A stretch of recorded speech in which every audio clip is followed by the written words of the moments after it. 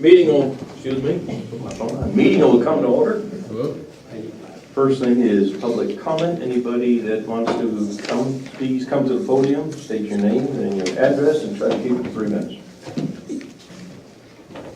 Sir, you have the floor.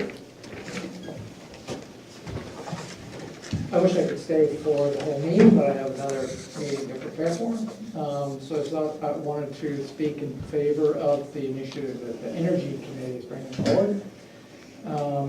Actually, I found this article, recent article published by the Environmental Defense Fund this year that highlights solar and wind jobs have grown at rates of about 20% annually in recent years and are each creating jobs at a rate 12 times faster than that of the rest of the U.S. economy. So from both an energy and economic standpoint, it makes sense to promote renewable energy, but it also makes sense from a job standpoint. And considering also that UNH now has a really significantly growing ocean engineering program, they've had a graduate program for quite a while, as you know, but they just also officially established an undergraduate program. So promoting alternative energy, and particularly out of the ocean as well as solar, just makes a whole lot of sense, and I encourage the select board helping to move this warm market forward. Thank you. Thank you very By the much. way, I am Dave Cedarholm from 5 Harrison Road. I guess. Thank you very much. Please.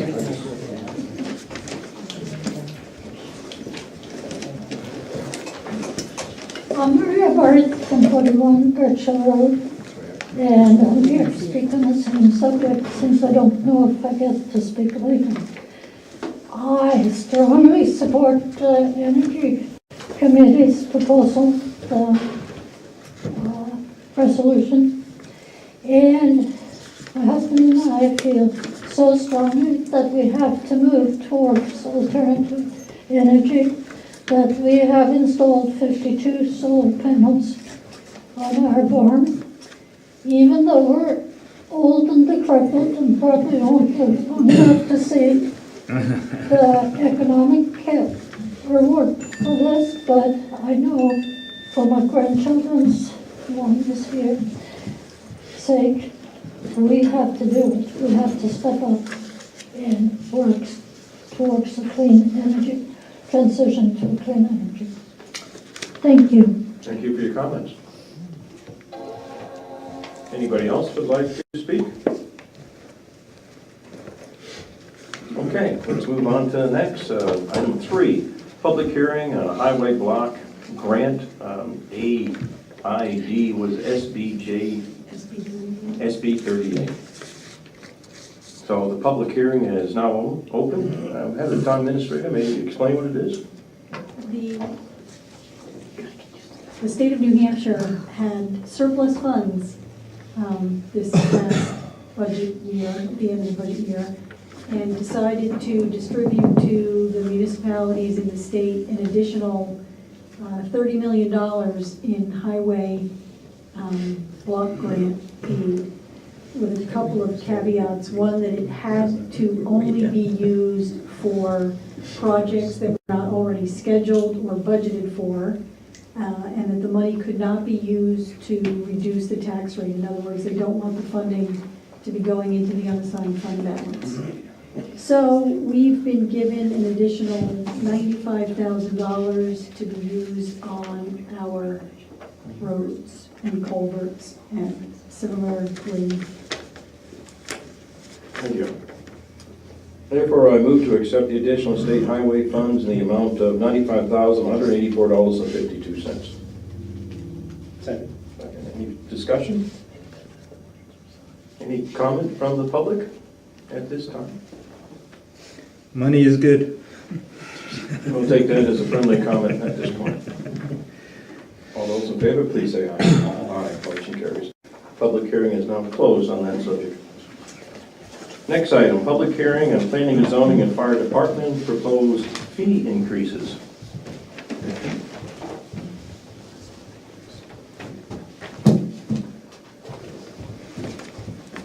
Good evening.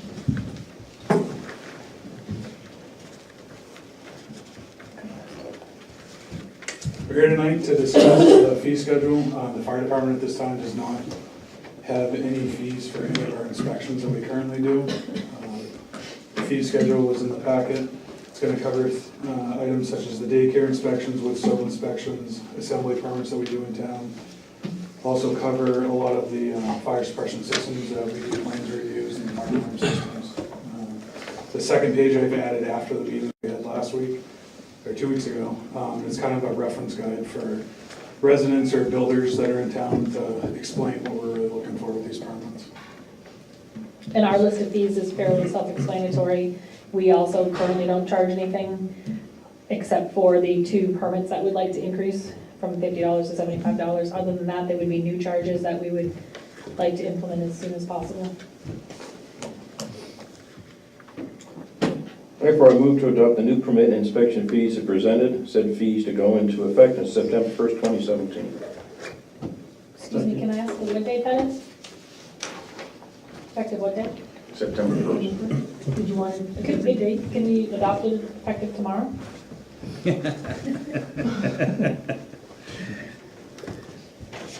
Could we?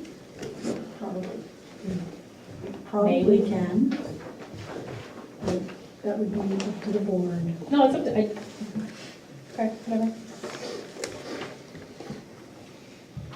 Can I ask a question? Please. Just to clarify, I think I've asked Karen this, but in terms of the fire chief, these fees are kind of the same as what the surrounding towns have for these kinds of inspections? I looked at Durham, Hanover, Barrington, Newmarket, did a lot of research to see what their fees were, and it's about the same. So are we like the last one that doesn't really charge? or- Yeah, every time I get a builder in that's asking for a permit, they have their checkbook out and they're ready to write it, and I tell them we don't have any fees for anyone, so. And that's my reasoning for starting sooner than later, is because it is the height of building season. We have a lot of commercial development coming in. We just recently had several projects go through the planning board, and we have several building, projects going, houses being built on Chestnut Way. It'd be nice to add some revenue sooner than later. Can you remind me, Karen, in terms of what you anticipate the total being for you? About and- 4,000, or 4,000 for our department alone. And chief, how much? I'd say 1,000, I think, off the top of my head. With the mover of the motion, accept the friendly amendment that it becomes effective tomorrow? August 14th? Yes. We'll take it as a friendly amendment. 15th? Tomorrow, 15th, thank you. Floor is open for questions from the public at this time.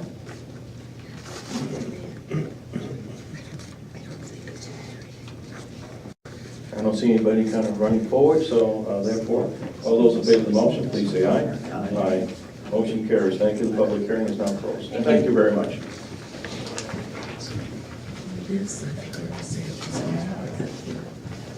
Next item of business is Joe Passett Lee USA Speedway event.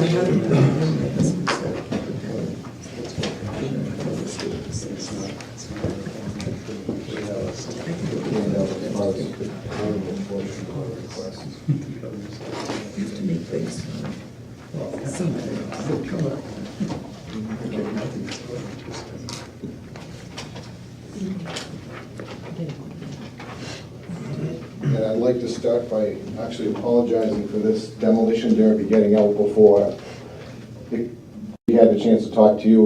We talked to the company that's been doing it at the Rochester Fair for the last 18 years, and we were able to get the date. So I started the ball rolling and said I need to come to speak to the selectmen, and then all of a sudden it grew a persona of its own.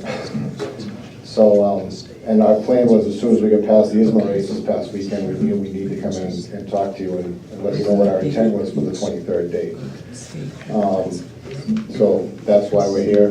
We'd like to have the demolition derby on the 23rd. It does say on here we'd like to do a carnival, but we know that it's not in the cards to be able to do all the meetings and everything in the time frame we have before that weekend. So what we'd like to do is, if we can get your permission for this year, we'd like to turn it into probably a 2-day event next year and bring in some more of the events from the Rochester Fair down that's not going to be taking place up there where it's going to become strictly an agricultural event.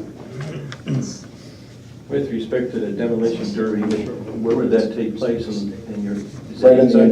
in the infield of the track. You got enough space for it? Yep, we actually have more than enough space. We actually have to block it off because it's too big. It's too big. Chief, are you here? Can you make comment on this and any issues that are of concern to the board? As far as the event itself, I don't foresee any issues. Obviously, we don't know what kind of a crowd it's going to draw this year. We'll make sure we have sufficient staffing, and once we see how big it is, if we need to scale it back next year, we'll scale it back. If we need to increase it, we'll increase it. Typically, it's the same type of crowd that we get on a racing night. And again, it's going to be contained to the infield, so as far as managing it, from my standpoint, it'll be easier because a typical race day, they're spread out throughout the pit areas. This will be contained to the center. Thank you. Fire chief?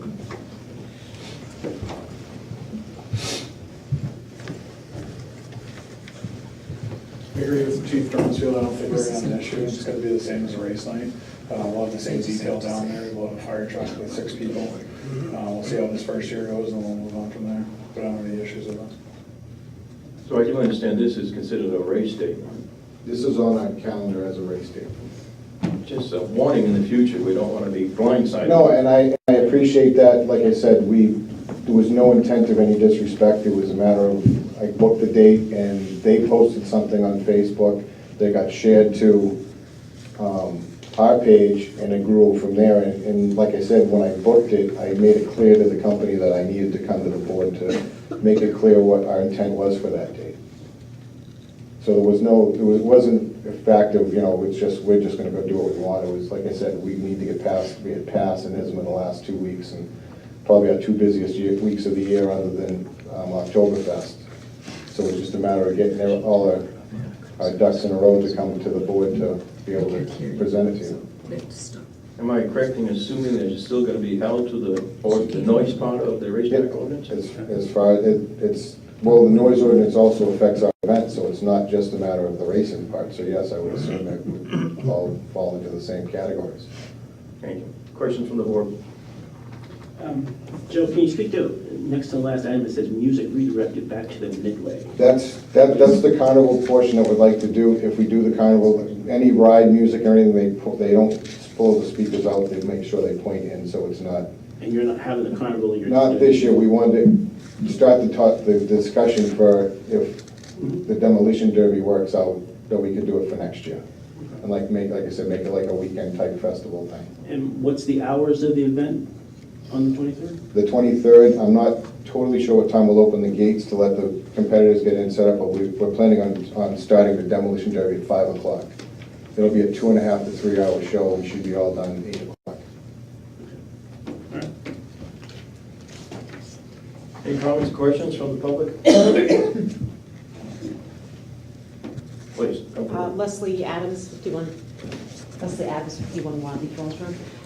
I live very near the racetrack, so I just have a concern, like, what's the difference between a race and a demolition derby and a carnival? That sounds like a much bigger, much louder, much busier. The idea of the Rochester Fairgrounds moving to Lee, I'm not really feeling confident and happy about that, so I have gone to the racetrack myself, so I don't really know what that means. I don't know what we're... Well, under the racetrack ordinance, is my understanding that when it was passed, and there was opportunity for other things besides formal racing, and so demolition derby would fall underneath this as other events. Just like recently you just had a rodeo, Yes. correct? Which I assume was quite successful. Yep. Again, that's another event, another opportunity for obviously the owners of the track to obviously bring in a different market, which is business as we look into it. With respect to carnival, I imagine that would have to go through a planning process. Ms. Rossi, could you speak to that?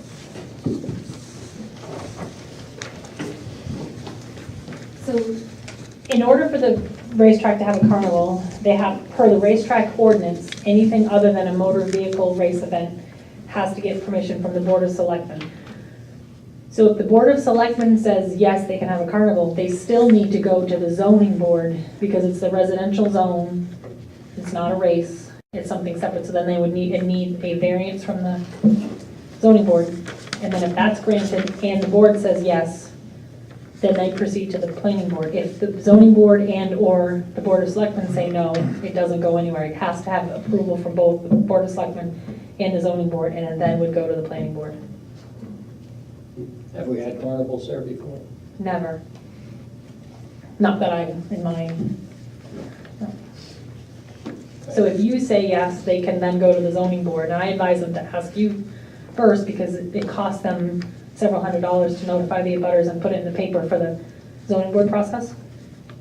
So I asked them, I suggested that they ask you tonight while they were already here about the carnivals, and if you say yes, then they'll proceed to the zoning board and then the planning board. And has the carnival, this is a company, right, that puts on? Yep.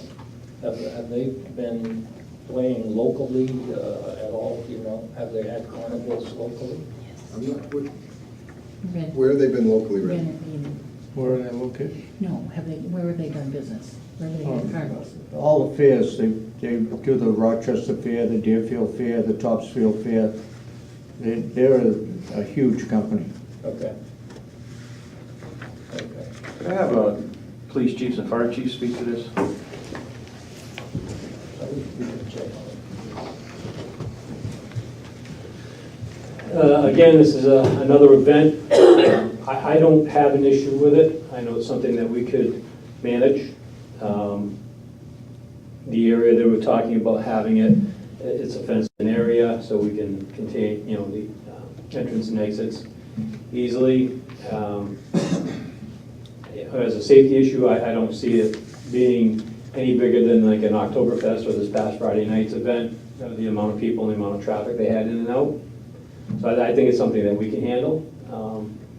You know, but our exposure is a lot less than the fire department. He has a lot more, there are a lot more safety issues that they have to worry about, assemblies and things like that. But from my perspective, I don't see it being an issue. Thank you. From ours, we run it like the rodeo. We have a couple of details down there, firefighters, EMTs, walking around the whole area. We inspect the whole place before they open. Also, I checked with the fire marshal's office. They would inspect all the rides. So that's taken out of my hands, and they would be doing that. That's a state of New Hampshire thing, that they inspect all the carnival rides. So that would be another thing. I looked at some of the RSAs. Those companies come with certificates for all the rides that they've been checked yearly. They have a maintenance program on them. And then on top of that, they get inspected before they open up as well. So on my side, there'd be a lot more inspections. I don't have any issues with it. You know, we've done the rodeo the last 2 years. We planned for the worst, and everything's gone fine. We haven't had any issues. The first year with the rodeo, we had a couple people, nobody got transported. This past year, we had no transports and no issues, so I don't have an issue with it. I just work with the racetrack, so we'd have enough first responder staff even down there in case we did have something. Do you serve beer at the carnival? No, because it wouldn't be in the area where we have the beer area. Okay. We would during the demolition derby, and if we made it into a 2-day motorsports type festival, and it's not any means by wanting to bring the Rochester Fair down. It's more a carnival with probably a day or two of motorsports events, whether it's demolition derby next year and maybe some truck pulls or whatever to add to it. But we don't want to bring the fair to us. We just want to bring the motor part that the fans up there aren't going to have. We have a place that we can have it, and it brings a crowd.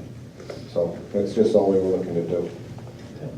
Joe, can you speak to the noise issue with a demolition derby versus a regular race and a carnival versus a regular race? The carnival, I can't. I don't know, honestly. Demolition derby shouldn't be as loud. I mean, there will be crashing and whatnot, but it's not full-blown race engines with race exhausts and everything else. It's going to be stock cars basically just smashing each other until they can't go any longer. So it's not going to be the custom motors and exhaust and everything else. The board likes, I can put the meter out and check it and we'll know for the next year. Absolutely, I was hoping you would say that. I'd like to follow through. And I assume that would happen anyways because that's the way the ordinance is written. Town administrator, any comments from your side? No, I think, as you know, I checked with our attorney, certainly in regards to the demolition derby, not the carnival, because I know the carnival had to go to the ZBA. And then under the current ordinance, it would be a permitted activity. Is this a decision you want to make tonight, or do you want to look into it a little bit more? Can I clarify something? We've got a sample motion here. Please. So the demolition derby is what's being proposed on the 23rd. Yes. There's no carnival on the 23rd.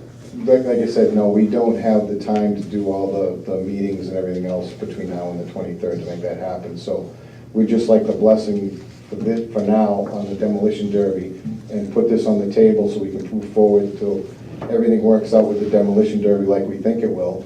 We have the groundwork laid for next year, so we're not coming in last minute and everybody can have time to make the proper plans. So just based on what Ms. Rossi was just saying in terms of getting our approval and the ZBA before you move to the planning board, are you looking for our approval on the carnival this evening, the concept, or? Just the concept, not necessarily the fact of, it's two separate items that's on the same line. We're looking for the permission for a demolition derby and for you to approve the concept of a carnival so we can move forward. So therefore, we'll parse this motion at this time. Yeah, make it two at this point. Any further conversation or comments from the public with respect to the demolition derby piece only? Please.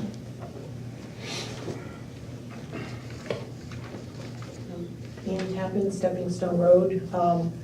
I don't go to the races, I don't know that much about it, but I guess he just said demolition derby, the cars get smashed up. Is there heightened concern about spilling of oil or gas? I mean, I know in a race, cars can also have collisions. Question. This would we treat it just like a regular race. We have what we call a speedy dry crew, and anything that would be spilled or anything in between rounds would absolutely make sure there's no issues. Because if anything else, it would be a safety hazard for the next batch, but for fire or anything else. And it's the inside track that's It's on the impervious, infield, right? Yeah, we're actually gonna cordon off part of the front quarter of the infield, and that's the area they'll have it in, so you can still see it from either set of grandstands. Is it a figure eight? No, Or is it? just a regular, full-blown, old-fashioned demolition derby, Okay. Anything you want.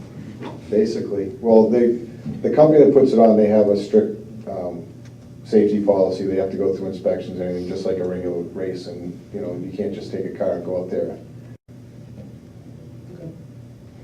Okay, good. Any issues? I'm fine with that. Therefore, I move to grant permission to First Stratford Realty Trust to hold the demolition derby on Saturday, September 23rd, 2017. Second. Any further discussion? All in favor, please say aye. Carnival, what's your thoughts?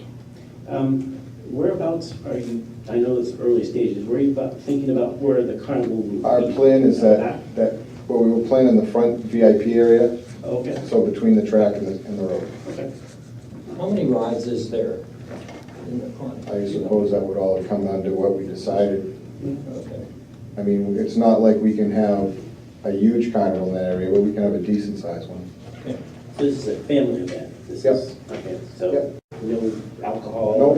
No, like I said, the only place there would be alcohol would be up in the beer tent when we have the actual motorsports events. Okay. But that's not the intention when you're having the No, carnival? that matter of fact, we wouldn't, that would need to be to open up and, except for getting up to maybe the concession stands, but we wouldn't. Okay.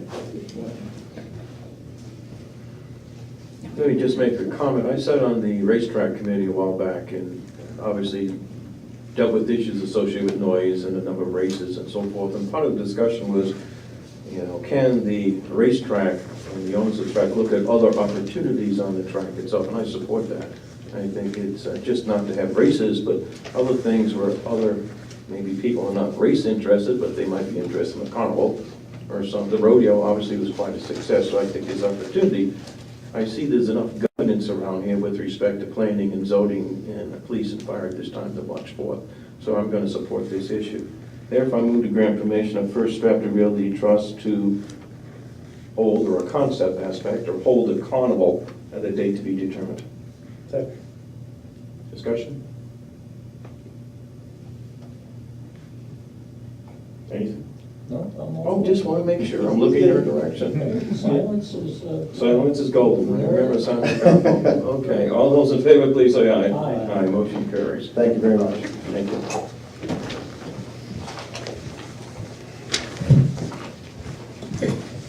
Item number 6, committees and commission updates. I obviously went a while back.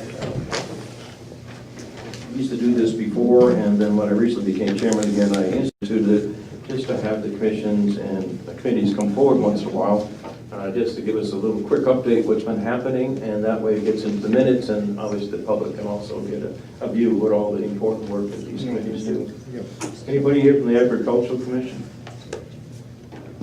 No, oh, we do have somebody. He's hiding behind the podium. Please. For good reason. For good reason. Thank you. I don't know how in-depth you want to be, but just an overview. I bulleted the outline of some of the major things we've been involved in over the past 8 months since January, and then looking forward till the end of the year, essentially. I don't know if you want to go past that or not, but should I read these or Just highlights. just the highlights? Well, essentially, there are 1, 2, 3, 4, 5, 6 major activities that we've been involved in. Education and outreach, the Backyard Farming Initiative series that we've been doing, co-sponsored by the Lee Library. This last session focused on the role of agriculture over the past, present, and what the future looks like, and relating that to how we can best use the master plan to achieve some of the goals that we think are important. In March, we did a co-sponsored farm-style breakfast fundraiser with the Stratford County Farm Bureau and the Durham Agricultural Commission to raise money for Stratford County Farm Bureau's grants for Youth in Agriculture Grant Program, which is sort of a combination scholarship grant for agriculture-related projects that young folks might have. That was very successful, although we had to cook outside in 9-degree weather and 20-mile-an-hour winds, and that was not fun. This is the 10th year that we've sponsored, co-sponsored with the rest of the town, the Lee Farmers Market.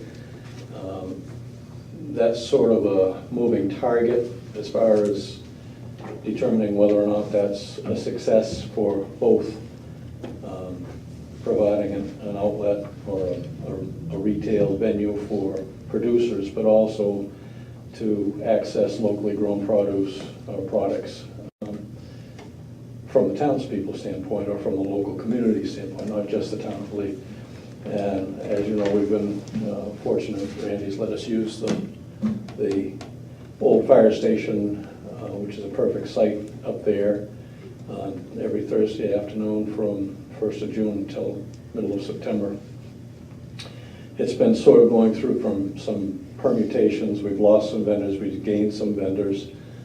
Some of the original vendors have left because they've gotten big enough so that they can go to some of the bigger markets, especially the weekend markets in some of the other localities. And now there's much more interest in what we call CSAs, or community supported agriculture, where people can put up front the cost of procuring produce for the entire summer, and essentially they get what is available. And that seems to be growing at a much faster rate than we thought it would.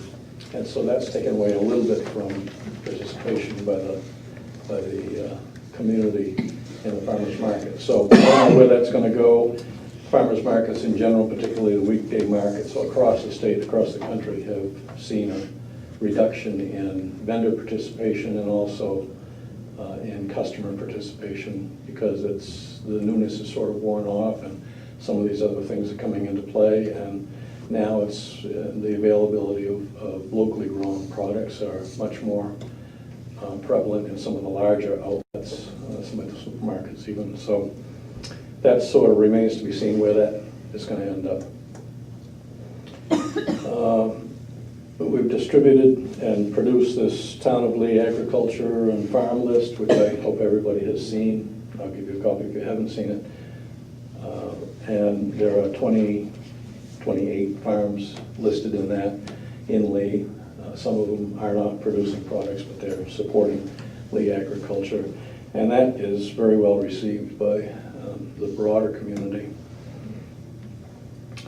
We've had discussions with other committees, commissions, and departments in Lee of options how to possibly improve communications. That constantly comes up as sort of a, we need more communication, we don't have great communication, whatever it is. And that's sort of a moving target too, because with E-Crier, we've worked with both Denise and Julie to try to figure out if there's ways that we can increase readership of that.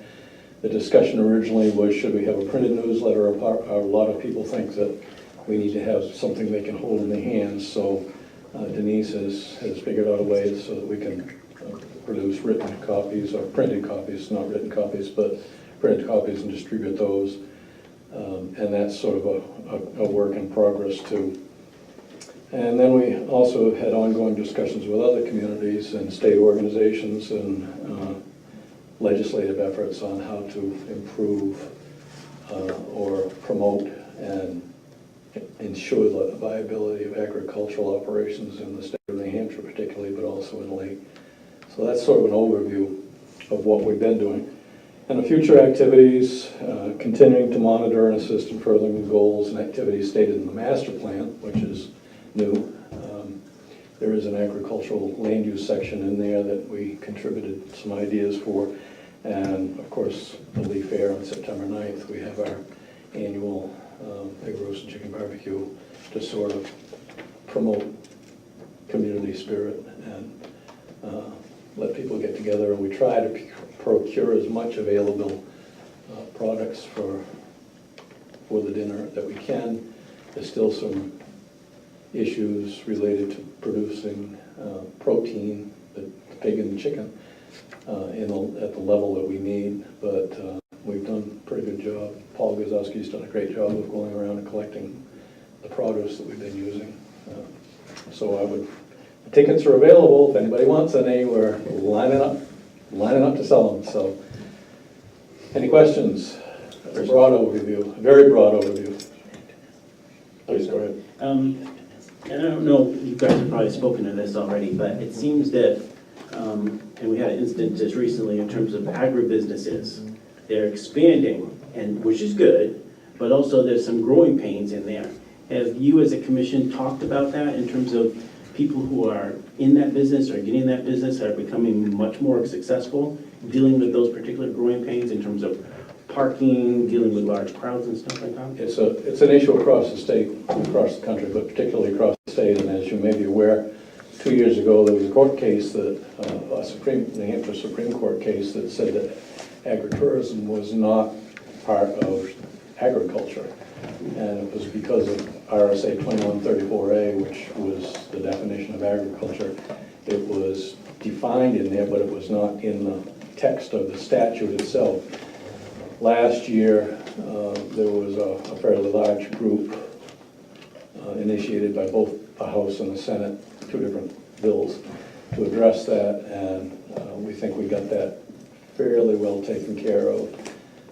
There was some changes to, well, that was introduced into the text of 2134A, but also RSA 672 and 674, the planning statutes.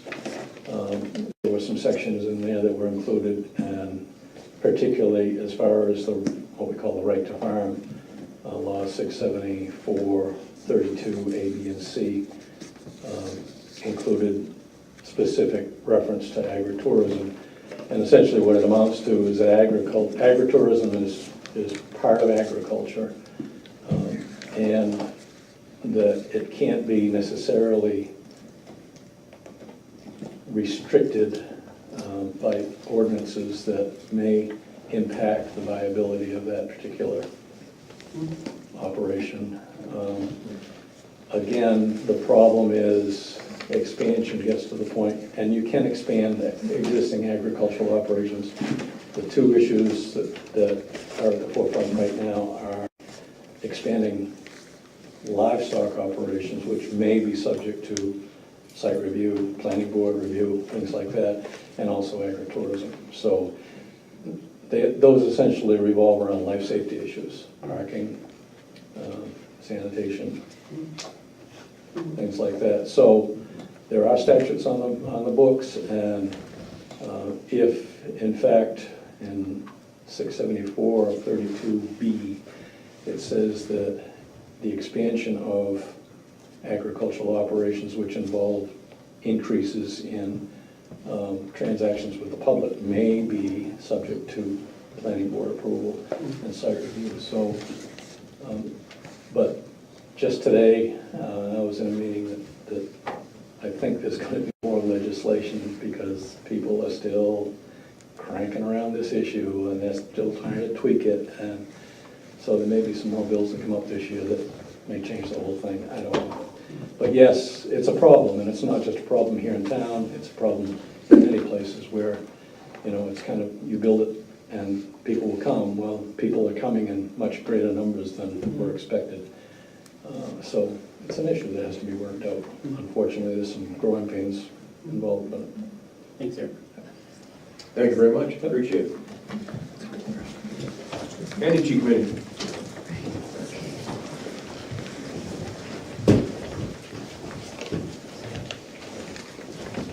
You've already heard from two people who came to our recent meeting, which was about offshore energy. And you have to imagine a fleet of offshore energy things, big fans, big fins, that look like sails from only about 10 miles from shore. But we're going to get into that a little bit later because there are still 5 people, where Dave left, who were very much in favor of this and came to the meeting and gave us information about it. And we want to share some of that with you, although we know that's really not the purpose of this meeting, is to share a lot of information but on that. But we will refer to it. First of all, the Lee Energy Committee has 4 voting members and 3 volunteer members. I say volunteer members because we're all volunteers, but 3 members who do not vote, but do everything else. So they're a big help. Plus we've had significant help from the community, various individuals from the community, and I think the people that are here tonight, 4 people from the community, 5 people, signifies that. We have a lot of support for exploring alternate energy sources, and which helps us serve some of our goals, which are to start looking again, which we have started, to look at town buildings, to see how much energy they're using, to see how much of that energy could be saved, to see when there would be payback for the town. And in order to do that, we had to have an update of the energy survey of town buildings that was done I think it was published in 2011. And we were fortunate in getting the same Clay Mitchell, who had already done that one, to come and update our update, which has a long title, Energy Capital Improvement Program 2017 to 2024 update for the town of Lee. And he has had some very interesting suggestions, which we've been engaged in trying to get more specificity, trying to get, well, how much would that cost now? And who do we get to do it? And how do we do this? So we're looking at that, at how to do it. And it takes a long time to do that. But we've been fortunate in that we've been able to get that narrowed down a little bit by 2 of the important buildings in town, the public safety building, which we're in right now, and the recycling center. And so we've been focusing on those two buildings because they are not a part of the sort of planning process that's going on that involves major changes to some of the other buildings in town. We hope to pick those up later when the committee is finished. But anyway, we're working on that. And that's what we've mainly been working on, plus trying to update ourselves. The energy picture is moving very quickly. And you feel like you can hardly catch up. But we have worked with experts from Yankee Thermal and from Revision Energy, the two that we worked with before with Project 360, and the New Hampshire Co-op to consult on these current costs and who will do the jobs and things like that. And they've been very helpful. They've volunteered their time. We haven't paid for any of those kinds of things yet. We did have a very extensive kind of electrical tour, looking at lighting and stuff, by Joe Ladusky, the New Hampshire Co-op. And he spent all morning with us, taking us around, looking at the lights, seeing how we could save money in this building if we replace the lights. And maybe it's not so much to replace the lights. Maybe we can get some help. But that might be a very quick energy thing to do. And it also jives with the recommendations that Clay Mitchell had, which was work with lighting, work with some electricity that is a part of the lighting. And when he saw the condition of this building over in this corner and saw the rusting out of the roof, he said, do that first, fix the roof. Don't try to fix lighting without fixing the roof. So anyway, it was very interesting, and we all learned quite a bit. And then Barbara, I can never say her last name, Barbara Hunt, wrote a report on it, which helped us all understand it a whole lot better. Well, I'm taking too much time, of course, but I did want to stop talking and let Lou, one of our members, talk. And he wants to talk about the swap shop. And I see Toby is going to be here to talk about the swap shop. And he's also going to talk about some of the things that we learned about the recycling center. And then I'm coming back on. Okay. Thank you. So I'm just talking about what we have in the works. We had an estimate done for the budgeted items that the committee had were insulating the roof in the recycle center, and also trying to insulate the trash compactors. So we got an estimate on that. Our budget was $4,200. It came out to $7,800. But we wanted to be eligible for rebates from the co-op. Well, it's from New Hampshire Saves. It's administered by the co-op. And the person who came here for the morning, Joe Lajewski, he was one of the administrators. And we need to get data on what the actual energy savings would be after the work was done. And we can only get that if we have an energy audit done. So you have to have a blower door test and have the, I can't remember not the x-ray machine, but there's a machine that you can see where the energy is leaking out. This isn't a good time of year to do it, so we thought we'd wait a little bit. But since then, I've talked to a few people from the recycle center, and we've had another idea on how to do it. The Yankee Thermal's method was to spray foam the ceiling from underneath, take the panels out and spray foam it. And somebody else I talked to said, well, what if, and it is pretty expensive. So some suggestions have been to look for other means of doing it. And somebody that works at the recycle centers said, well, what if you just took the roof off, which is going to have to be, I guess the screws rust out and they need to be worked on. He's a construction person. So he said, take the roof off and put rigid foam instead, which might reduce the cost quite a bit. So I think we might look into that.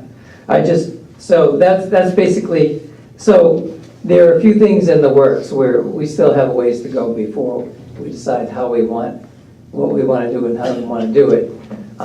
The other item was the swap shop, and after talking to Toby, he had some really big concerns about the placement of the swap shop. The new proposed swap shop was going to be across the street from the old swap shop attached to the building, but he thought that didn't leave enough space for traffic. And so he proposed that the new swap shop be built past the the metal recycle area, which makes a whole lot of sense to us. But one of the caveats is that the whole reason for building a new swap shop was to use the waste heat from that existing building and get the free heat into the new swap shop. And as an energy committee, if we're not doing that, I don't know if it makes sense to pursue that. I understand. And we've had some drawings and estimates on the new swap shop, the costs. The costs were fairly high, just without any estimates for removing the tree and all the research and moving the dirt around to level it off and everything. Just the foundation work itself was about $4,000, and our budget is $5,000. So it doesn't, right now it's not seeming that practical to us. That could change. I don't know what Toby's going to say. One of the ideas I had was if we built a brand new one in the upper area, maybe we could face it south and eventually put some solar collectors on it. So that's one idea. So everything is still in flux in terms of our projects for improvements. I just want to say one thing that Mr. Lejewski from the co-op mentioned when he was here for 4 hours, and we looked in the ceiling area and some of the crawl spaces, and he thought it would be worth our while to have an energy audit done on the safety complex because of the ice dams. Ice dams are a real clear indicator that there's some significant heat loss, and he doesn't know how much that would be. It might be $400 or $500. So it's a possibility the Energy Committee could back something like that. He thought the main problem was that there was no air sealing in the ceiling, and so even though it's insulated, the air will still, if there's no air sealing underneath the insulation, the air will still flow through the insulation and up through the roof and cause the ice dams. So those are just, in other words, we don't have anything concrete, but we're working on it. Well, I appreciate all the comments. You might talk to the town administrator. Obviously, we have other financial areas that we might be able to pull from. And this seems to be important. If there's ice damming that's causing issues, which will make worse down the road, Yes. I suggest that you speak to the town administrator. Normally, she can find something somewhere to help you with that particular problem. Okay. Thank you. Sure. We were also impressed when Mr. Ladowski told us that it would be pretty easy to use these same openings for the light to put LED lights in there, and without tearing them up. Really, you have to do a little bit, but not much, and so it wouldn't cost very much. And even though there are tons of lights in this building, and Mr. Ladowski counted every single one, so we could tell you how many if I had it on hand. But he did assure us that putting new lighting in here might really save the town quite a lot of money. And he also commented on the lighting in the recycling center that it's only has a life of not much longer. Didn't say exactly. And maybe we should consider LED lights there. He had a lot of other great suggestions, and if you would like to read Barbara's report, I think you could get a really good sense of all the different things that he told us. Have you sent that to Todd Lister? We haven't. Could you please do that? Yes. Thank you. Okay, I have another thing to say about one of our main functions, which I really think is education and outreach. And, you know, we haven't heard much about us doing that because we have been busy doing this other stuff. But we have done some outreach. One of the things we did that I think was very important is we've been working, doing outreach and inreach from the Durham Energy Committee, who are far ahead of us in what they're able to do. But we have a representative, well, a board member, who will go to their meetings and keep us in touch with that. And as a result of that, she became a part of Project 360, Energy 360, I think is the real name. And then we came to you and you very nicely approved of having that program here in Lee. And we had 30 people here, at least. Some people think more.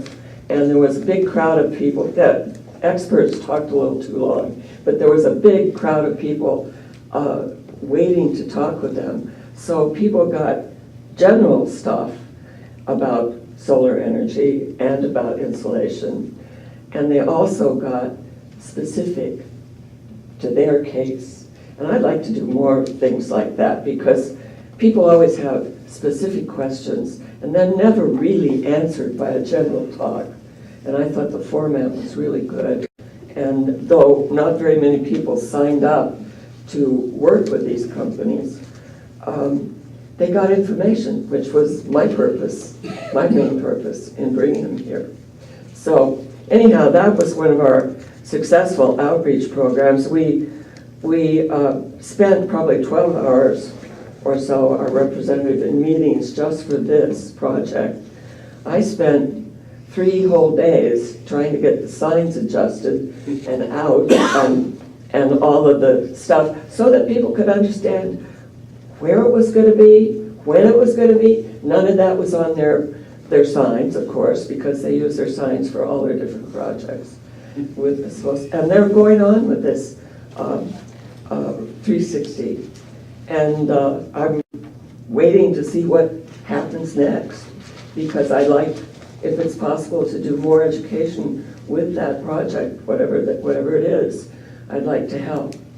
So the other thing is we had a mechanical energy bicycle at the fair last year, and people were lining up, not just kids, big people like me, lining up to sit on that bike, create energy, and I can't remember if it lit up a light or if it had a meter, but boy, there was some fast pedaling, and people had a lot of fun with it. I'm hoping that we can bring it back.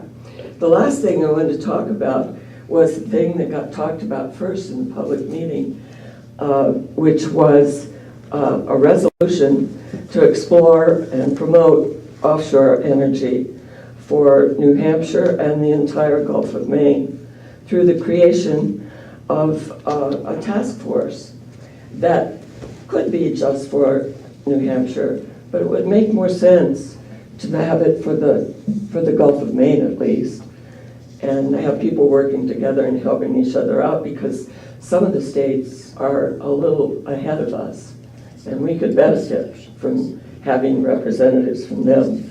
But we need to ask the governor to ask the Bureau of Ocean Management to help us set up, or allow us to set up this task force. The governor says he doesn't think there's enough interest. Well, I think in our meeting here tonight, people are spending extra time coming to this meeting. I didn't call them up and ask them to come. They just came because they believe we need more information about alternative sources of energy. If we want to have the kind of town that our energy committee says they want to have, which is one that is resilient, that thinks to the future as well as now, and begins to plan for it. So we need all the energy we can get notice of. I did learn that we'd have to have a warrant article before we could ask you to support this. It's just a simple letter to the governor saying we support this. And so I don't know if the selectmen could write under their own name on that, or if you're in favor of it, or if we do have to have a warrant article, but that's what I was told. So if we need a warrant article, there's one good thing about it, is that it gives us a chance and time to do some programs about alternative energy, including this offshore energy project, and get people knowledgeable about other forms of energy that could be used by our town to save us all some money and help us move ahead. So I have people here who could speak to that. If you have any questions and this is new because this is August 1st. It's not new. People are doing this offshore energy all over the world, in the Baltic in particular they are. And it's not, but it's new to me and it's new to us and in Lee, I think. So there are people here, Annika Barth is here, who's one of the leaders of the group, and Doug Bogan is here, who has done lots of work on this, trying to help people learn what it is, how it could be done, etc. So they're here to answer your questions. So I can't answer very many just yet. Thank you so much for your presentation and all the work that you do. A general comment, obviously all these reports will go into the e-crier as well, so everybody can see it as well as into the minutes itself. Okay. With respect to that bicycle thing, it is pretty interesting, isn't it? It was great. We've been told, we were given it by, not given it, but loaned it by Revision Energy. And so I said, can we have the bike again? And they said, well, our bike is having some problems. So now I'm about to volunteer somebody to go and help them with the bike, because I want the bike. They've got a solar oven and they've got other solar devices that aren't quite as interesting as the bike. I'll ask the town administrator, what's your take on whether it's a warrant or? I have to look into that. I honestly don't know. Okay, at this point, questions from the board? Okay. Thank you for the time. Thank you. And I wanted to thank Kerry. He comes to our meetings. He helps us a great deal with procedures, with new ideas, and occasionally we get stalled and he moves us. He says, do this. So we say, okay. Thank you for all the work you guys do. It's real important. Appreciate it. Thank you. Next one, Recreation Committee. May I request that we go last to dovetail in with our... Sounds good. Sustainability Committee.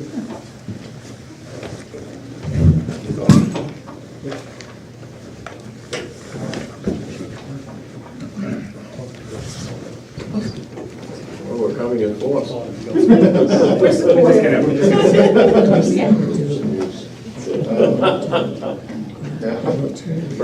you. Paul Guzowski, co-chair of the Sustainability Committee, and with Leslie Adams, who's our assistant chair, and Dean Rubai. And we'll just highlight some of what we've been doing and what our plans are. In your backup, you had an overview of that. We're probably Lee's youngest committee. We've been functioning for a little since May of 2016. And in that period of time, we hammered out a vision statement and a mission statement to try to guide our principals. We spoke with you about that back in November. And since then, for quite a long time, we've been working on several large projects and initiatives. with our vision in mind about achieving some sort of balance and developing awareness, a lot of what we are doing is outreach related. And so our largest project right now is a groundwater and surface water awareness project that we're developing based on work that New Hampshire DES has done. And when we're ready, and we're kind of almost at the end of our drafting stage, we'll bring it forward for your review and the town administrator's review and for your input.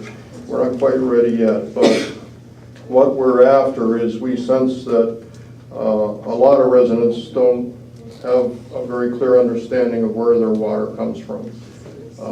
And so we are developing a packet that will, as an outreach, will educate residents in terms of locating their well, understanding aquifers and water, and going through a series of steps that will enable them to identify the well, identify the sources, learn some management techniques, and record all of that input into a document which they will keep themselves and which will not be public.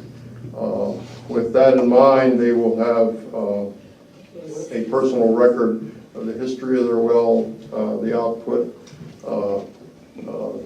the age of the system, the age of the holding tanks, if they've had any service record in the past, we'll try to bring that up to date, and future service records, so that when they have a problem, they will be able to quickly reference this material and have access to it. Our feeling is that knowing the source, in this case water, is as important as knowing where the water goes.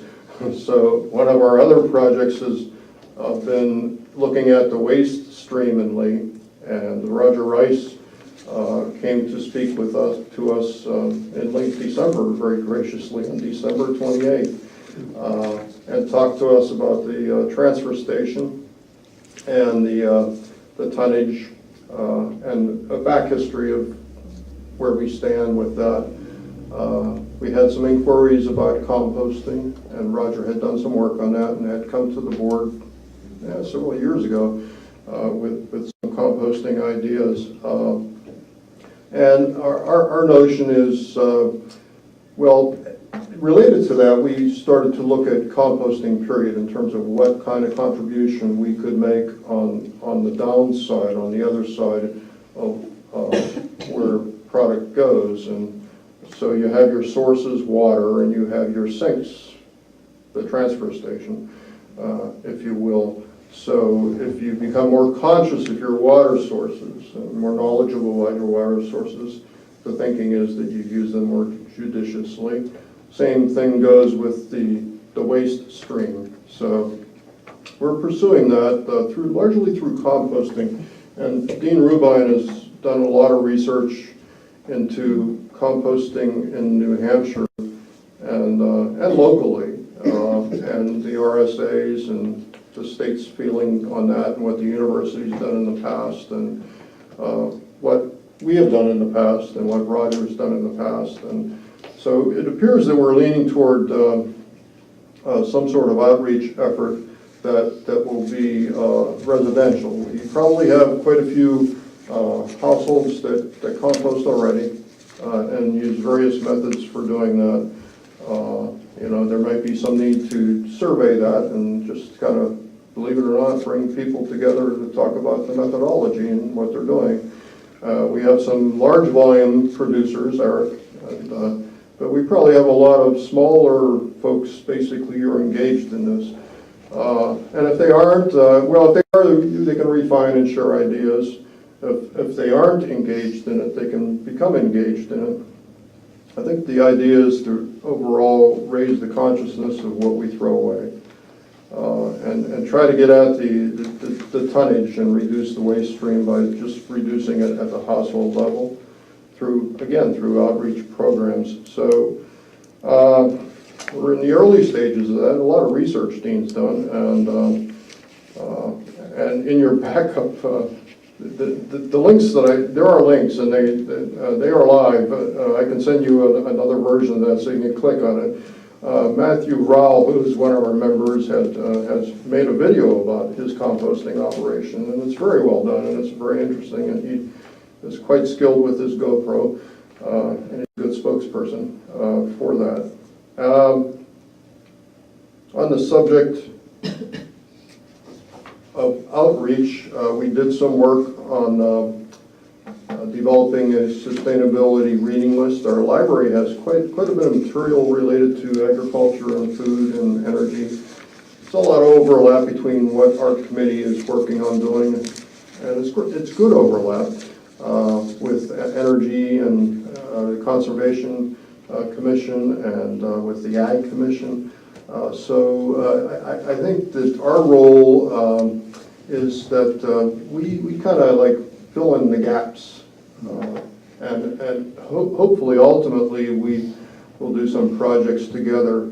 When we started working on the water outreach program with DES, I did speak with Bill Home and invited Bill to be, into the process at that time. And we did share a little bit of information. We didn't have enough to really kind of share in detail. So we're probably going to go back to the conservation people with what we have when we bring it to you and when we bring it back to DES. So Leslie's done a considerable amount of work on the water part. Chuck Cox has done quite a bit on the reading list, and we've also, Dean has been part of a small group of people who've been working on trying to improve communication and work with the E-Crier. We have in the queue 6 articles in development for the E-Crier about things that we're doing. And we're just trying to get our system done so that and get some sort of orders so that we can feed that, and so that Denise doesn't become overwhelmed, with how well, we're just trying to get it so it works for her. And then early on, we did a database when we started putting ourselves together as a committee. We came to the realization, I came to the realization in particular, it's pretty difficult to find town reports from different committees. They're kind of all over the place. And so when I'm looking for kindred spirits and kindred reports, I said, well, why don't we just try to bring this together into one location? So we did do some of that, and I, kind of lined it up, and Dean put in some sort of matrix, and we're continuing to add to that. Again, when we have something to share, we'll pass it along to Julie and to you so that you can figure out whether it's worthy. The idea, we think, is quite worthy. Things that we have played with. You saw us a short while ago with our proposed letter to Governor Sununu about climate change, and that night when we spoke with you, we spoke as an advisory committee, in which that's our role. And as a committee, we functioned that when a member brings something to the committee, we'll process that, unless it's totally unreasonable, and we did. As a committee, we came forward with that. That night, you recommended that perhaps we do a forum on climate change, an event where people can come and just share their thoughts on climate change. Maybe hosted by 1 or 2 people who are really knowledgeable about it. So we're looking into that. We took that seriously, and maybe it would be a series of things. And with what the Ag Commission does, with the Backyard Farming Initiative, and with what a number of groups do, it makes sense to bring folks out just to talk sometimes. And the last thing is that Matt Rowell, we have 6 members, and virtually each member has a project that they're kind of working on. Matt started with the idea of starting a tool bank. And a tool bank, I don't know if I spoke with this last time we were together or not. A tool bank basically is an organized effort to bring people who are willing to loan tools to others together online, and to allow that to happen. And we kind of worked through that, and we decided that we weren't going to pursue it any further because we couldn't figure out the way to get beyond the litigation part and the potentials of that. So Matt is going to shift his emphasis to a mentorship program, which is similar to a time back. But in the mentorship program, the concept is that, and Lee has a lot of these people who have skills and expertise, volunteer their time to share the skills and expertise either with individuals who are interested or with groups who are interested.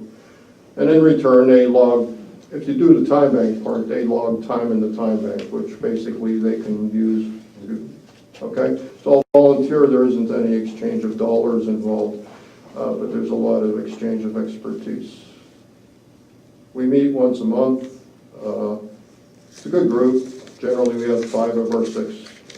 It's a dynamic group, a lot of interesting personalities. So we're close to having something on water, and you know, we just didn't feel ready to bring it to you until we had something that was really worthy to share that you could you know, wrap your mind around. So if you have questions, Leslie's here. She could speak to some of the water stuff, and Dean is here, and Dean is following the compost and our work with communications as such. But that's pretty much it. I'd be glad to take questions or comments. Questions, comments?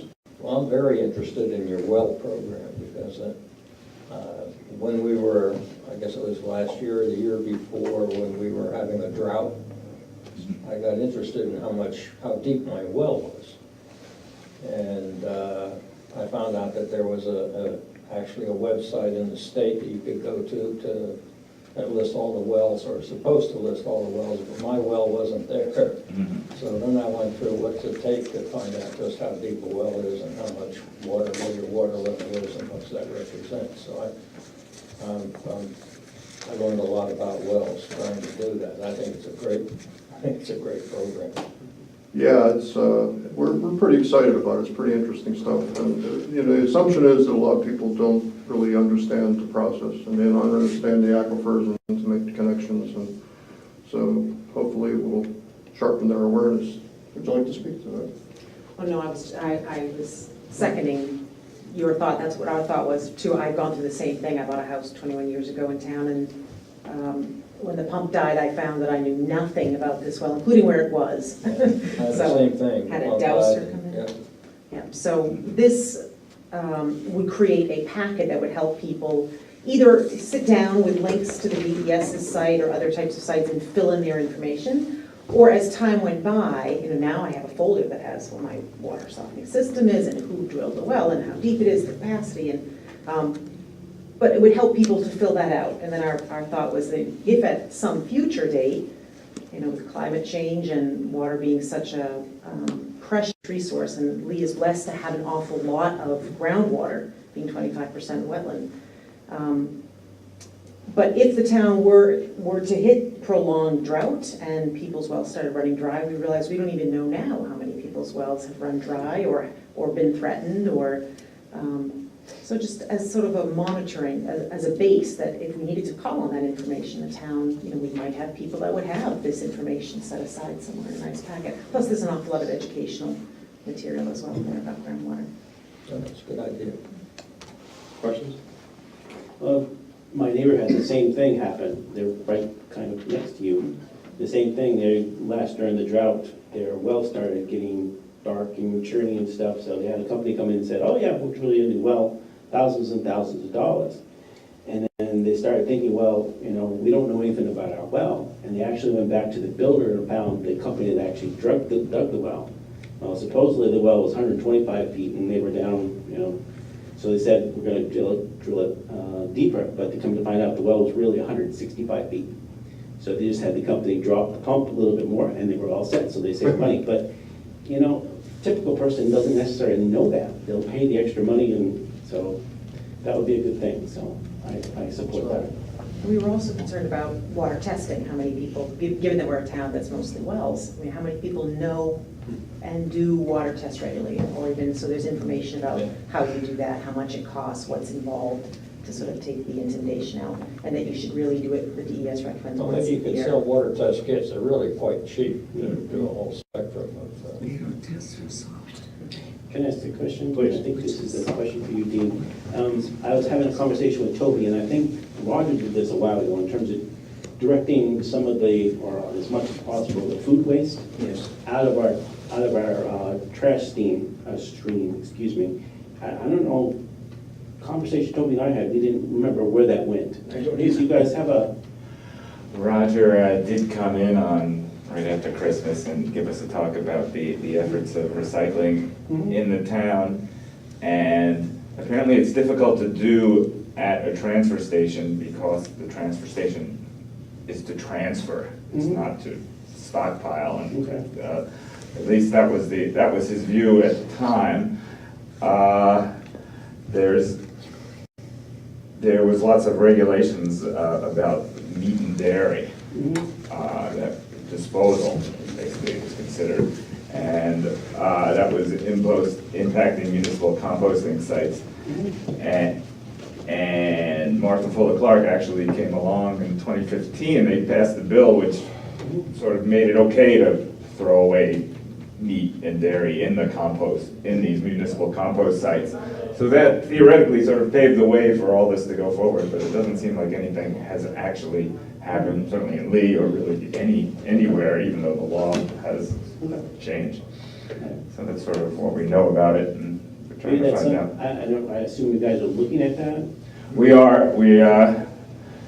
I mean, Roger said from, I think, 50 to 75% of the solid waste that we pay the most to dispose of is food and potentially compostable. And it would be great if everybody just at home, composted essentially threw their food in the forest.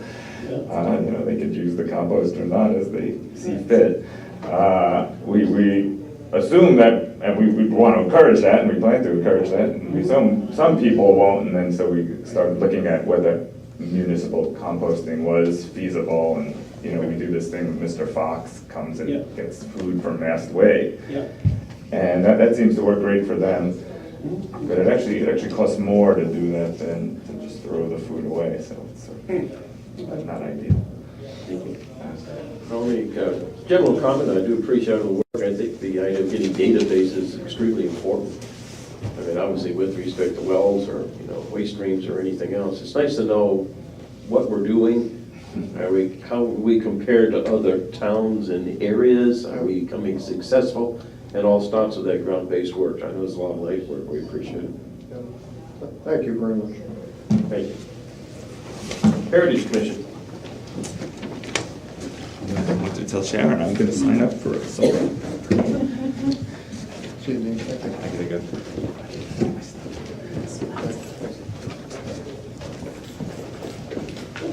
Good evening. My well's pretty good, but my pond went a little dry last year. I hope that doesn't happen again. Tricia Jenkins for the Heritage Commission. We had some interesting things that happened to us over this year, or what we did. But first off, I'd like to comment that we do have a select board member that comes to our commission meetings. He's on our commission. And we're thankful for that. And it ties us somehow a little closer to what's happening in the town, and we really appreciate it. So thank you to the select board person that comes. Who that is. Besides, I think he enjoys the historical part of what we do. First off, we had some entertaining activities.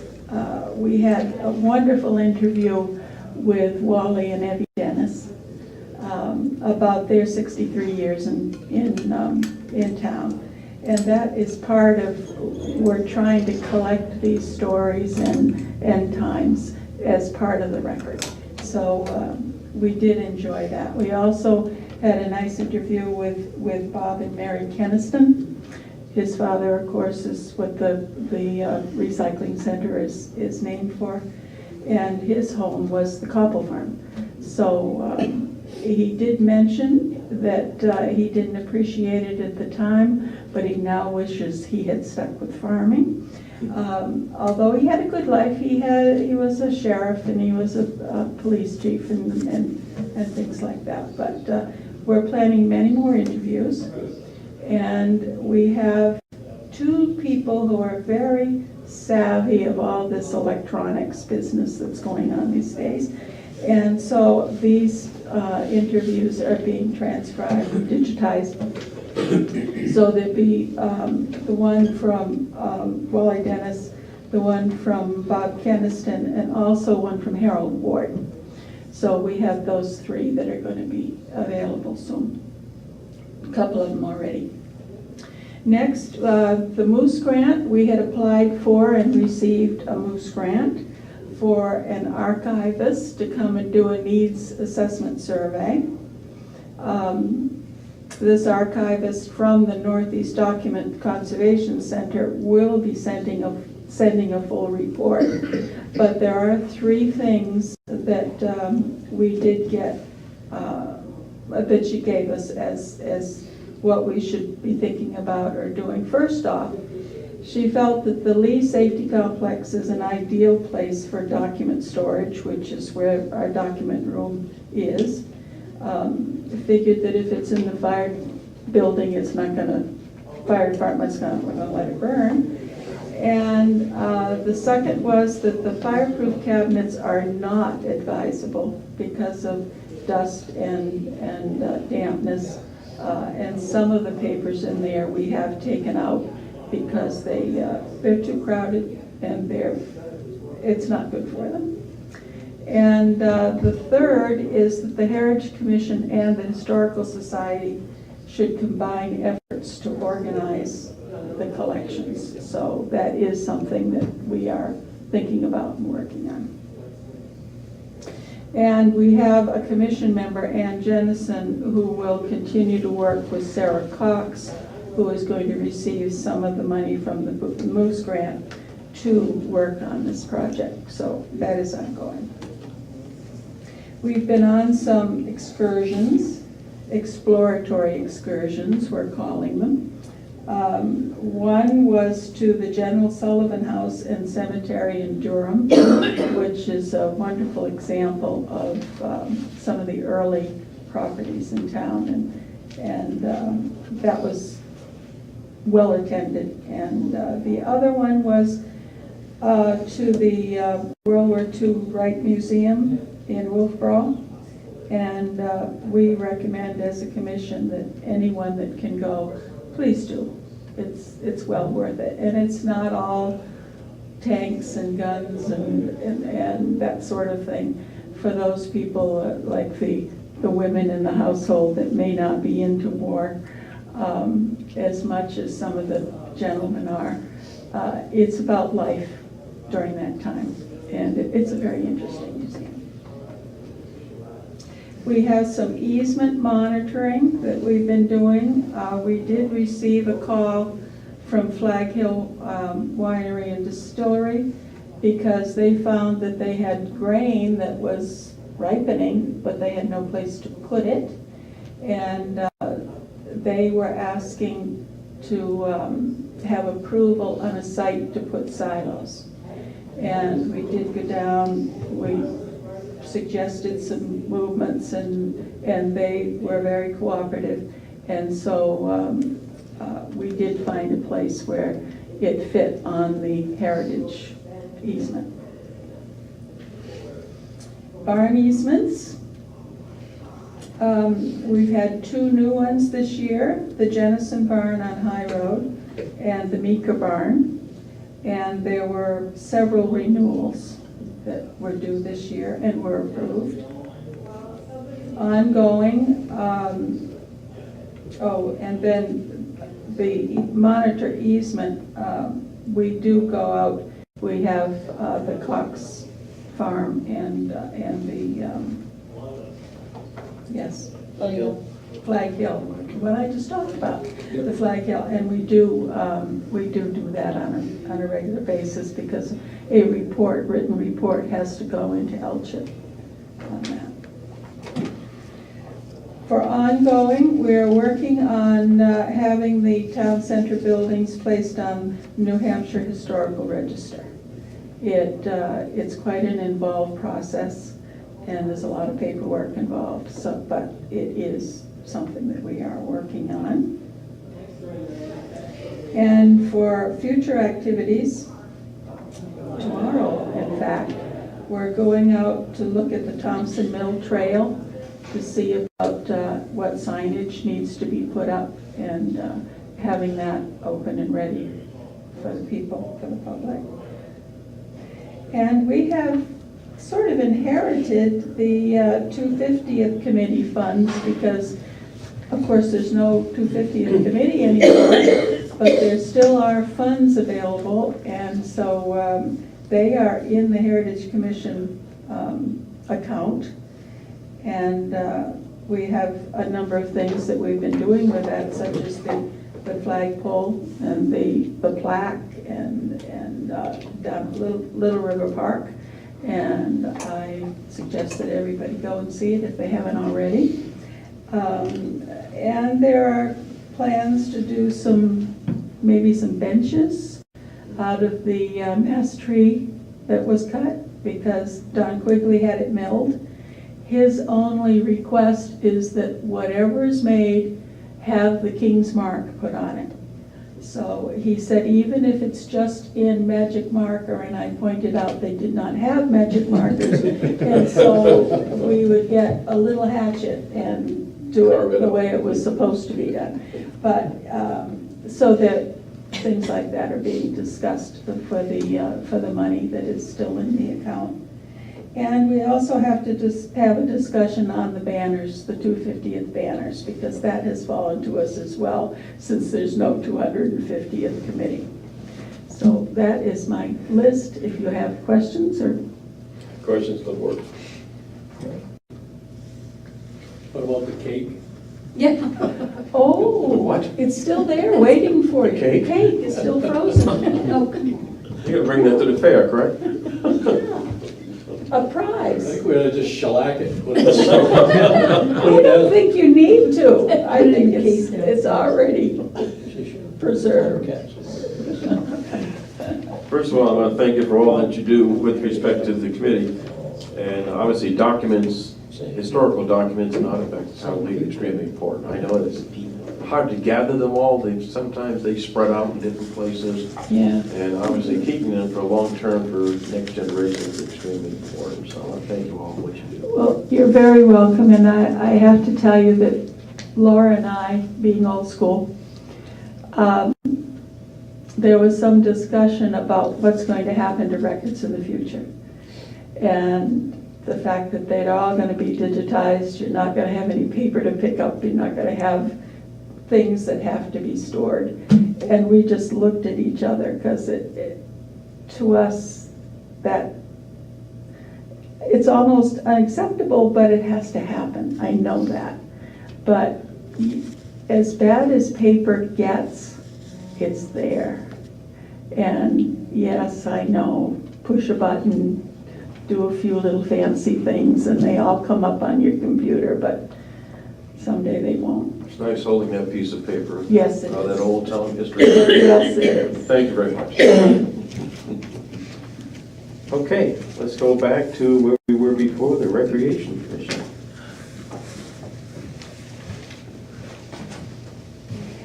Just a couple of small items here for you folks tonight.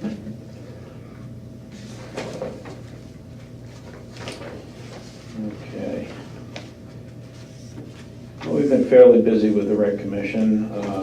Our programs, our core programs are the Easter egg hunt, of course, and the fishing derby. As I reported, that we're seeing a decline in the fishing derby, but I think that is primarily due to competition with sports activities and so on. But it is still quite popular, and I think we had about 60 or so people there. Yeah, somewhere around there. 4 years ago, we started the Model Rocket Day, which has, no pun intended, taken off. We had over 60 people attend the event this year. between kids, parents, grandparents, building rockets, flying them. So our plan is to expand that a little bit next year. But everybody, again, no pun intended, had a blast. Oh, it's on a roll tonight. I am. It's getting late, I'm tired. Let's see. Can you keep it up? No. So this year we added the outdoor movie night. We held our first one, learned a lot from that activity. And our second outdoor movie night is going to be in conjunction with the fair. It's going to be held that evening. It'll start about 7:30. The movie is going to be The Russians Are Coming. We felt that was quite appropriate in today's times. And it features Alan Arkin, Gabriel Raquel, Jonathan Winters. It is a funny movie. So we're hoping that that is well attended after everybody fills up on roast pig and chicken and barbecue and whatever they have.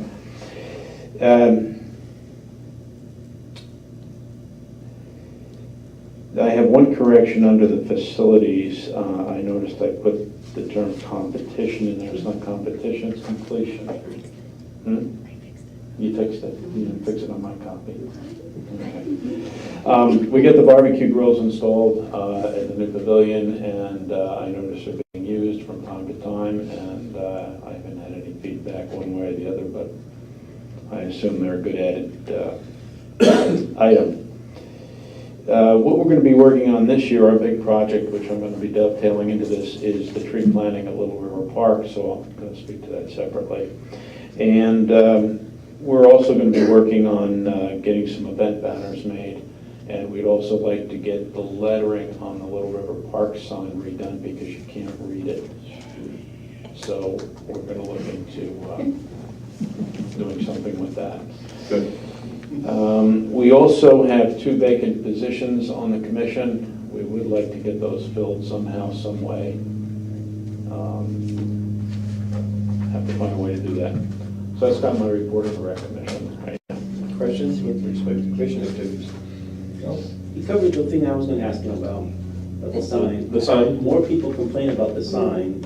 They can't see it, so I'm glad that you guys are here. Good, I'm glad you're on that. And there is one other thing that we want to work on too, is a brochure for the recreation activities in town. So we've got a few things there that we want to get done. So why don't we move into the next item? You're going to look at the aspects of basketball Yeah, league and LRP landscaping. Yeah, we were approached by Tim Monroe, who's a resident of Lee, and he sort of heads a group that's been meeting, I think, some 15 years, playing basketball over at the Mastway School. They call themselves the Adult Pickup Basketball. I don't know how appropriate that name is. It sort of, but anyway, I'll talk to them about that. But they want to, because of an insurance requirement from the school, they approached Julie, and then we got talking to them, and the commission voted to adopt their basketball program. It's for people 18 and above. They meet Tuesdays, Thursdays, and Sundays from 7 to 9 p.m. From September through May over at Mastway School. And there's about 10 to 12 people involved in that, and they have a good time doing it. And we couldn't see any reason not to add it to our programs. It's a no-cost thing. We don't have to manage it or anything like that. They do their own thing. But it would help them out with the insurance if we did adopt them. So we'd like to get the blessing of the selectmen to add that. Questions or comments? I have a question. What is it that we are insuring them for? In order to use the school requires that they have insurance. And obviously, since this is really just a collection of residents, they don't have insurance, so. But if they tripped and fell while they were playing basketball or broke their Well, leg? I mean, I did talk to Mr. Monroe, and he and I will work together. They do have a waiver that's signed. I'm just gonna get the one that they've been using and send it over to Primex to make sure that it's okay. That would be on their own. Really, the only, something really extreme would have to happen in order for our us to be insurance, liable. for us to be liable, because we, the town, would have to be shown to be negligent somehow. Okay. So Mr. Monroe and his group of people, they're the ones that pay Mastway for using the facilities? I don't think there's any fees. They're just allowed to use it. How come we have to pay? Actually, yeah, we do. Oh, we do? Yes, we do. I actually didn't ask him that question, but I can. I wish you would. Yeah. I don't know whether they pay or not. I have no idea. That did not come up in our Yeah. conversation, so I'm not I'll aware. check on that. Didn't come up. Well, a general comment, obviously exercise is important, anything we can do in the town will lead to promote that. Therefore, I grant the Recreation Commission permission to add a men's basketball league to Lee Recreation Program, allow that league to be covered under the town's liability insurance in order to play at Mastway School. Further discussion? All in favor? Aye. Thank you. Okay. I'd like to move on to the Little River Park project, and you have a packet there that I had submitted. On August 1st, our commission met at Little River Park with Randy Stevens and Mark Davis from Pawtucket Nursery. Mark had given us a quote and proposal for trees to put in at Little River Park, which we had encumbered funds for. And he had chosen these trees and recommended them due to the soil conditions that we have over at Little River Park, which is almost non-existent. So, and you have a copy of all that there. There's 11 trees that we would like to plant, and I included photographs of the different trees that we recommended. Along with that, we have to put in drip irrigation, because to put in trees, we have one dead tree there now, and the other one's not doing so good. So we need to expand the irrigation system. And so Randy Stevens had gotten a hold of Hillside Landscaping, Gary Cowan there, and we got a quote of $2,793 to put in what's necessary to expand that irrigation system for the trees. We marked where they were going and so on, which I'll share with you in a moment. Along with that irrigation, however, we are going to have to build some sort of shed around the well head, which should have been done a while ago. And Randy had quoted about $1,805 to do that. And again, that money's all in the recreation fund for landscaping, so that's all covered. As far as the trees, the planting the trees, we're going to have a new map made of the park. What I did was, I don't know if I can put this up so much you can see it.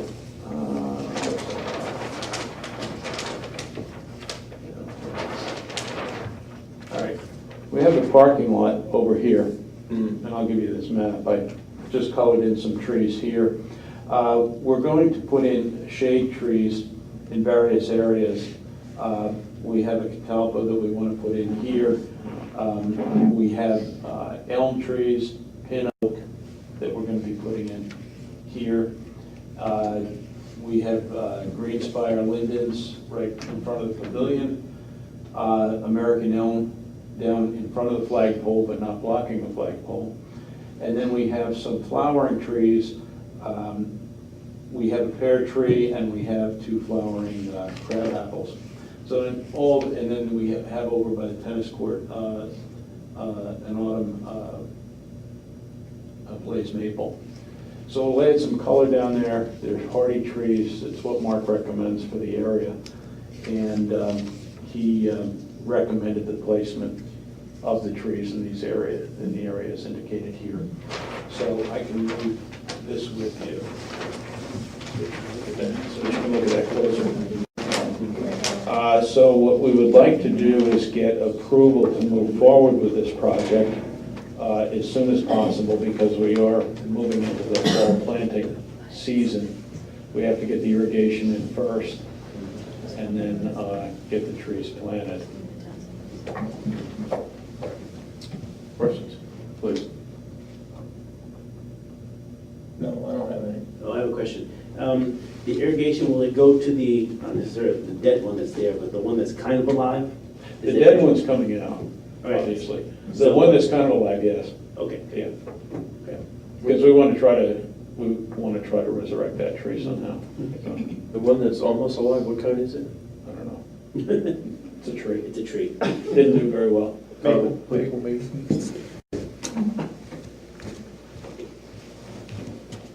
John Tappan, 187 Stepping Stones Road. I have some comments about the tree selection. And just to go through the list and the prices. Pin oak, $108, Northern Catalpa, $152, American elm, $180, Prairie Fire Crab Apple, $243, Greenspire Linden, $270, Autumn Blaze Maple, $270, Chanticleer Pear, $270. The first three, those lowest prices, those are native species. The last three, the most expensive, those are not native. I want to just put forward my vote against non-native trees and in favor of native species. Native trees are less expensive. They are already adapted to the region because they grow around here. And native species will not be an invasive species of the future. And I say that as someone who 20, 25 years ago planted species that at the time were thought to be good species to plant. You could even get them from conservation sources within the state, and we did that. And we are now trying to eradicate those things that we planted that at one time were thought to be good, even though they were not native. So that's my vote for less expensive native species for Little River Park.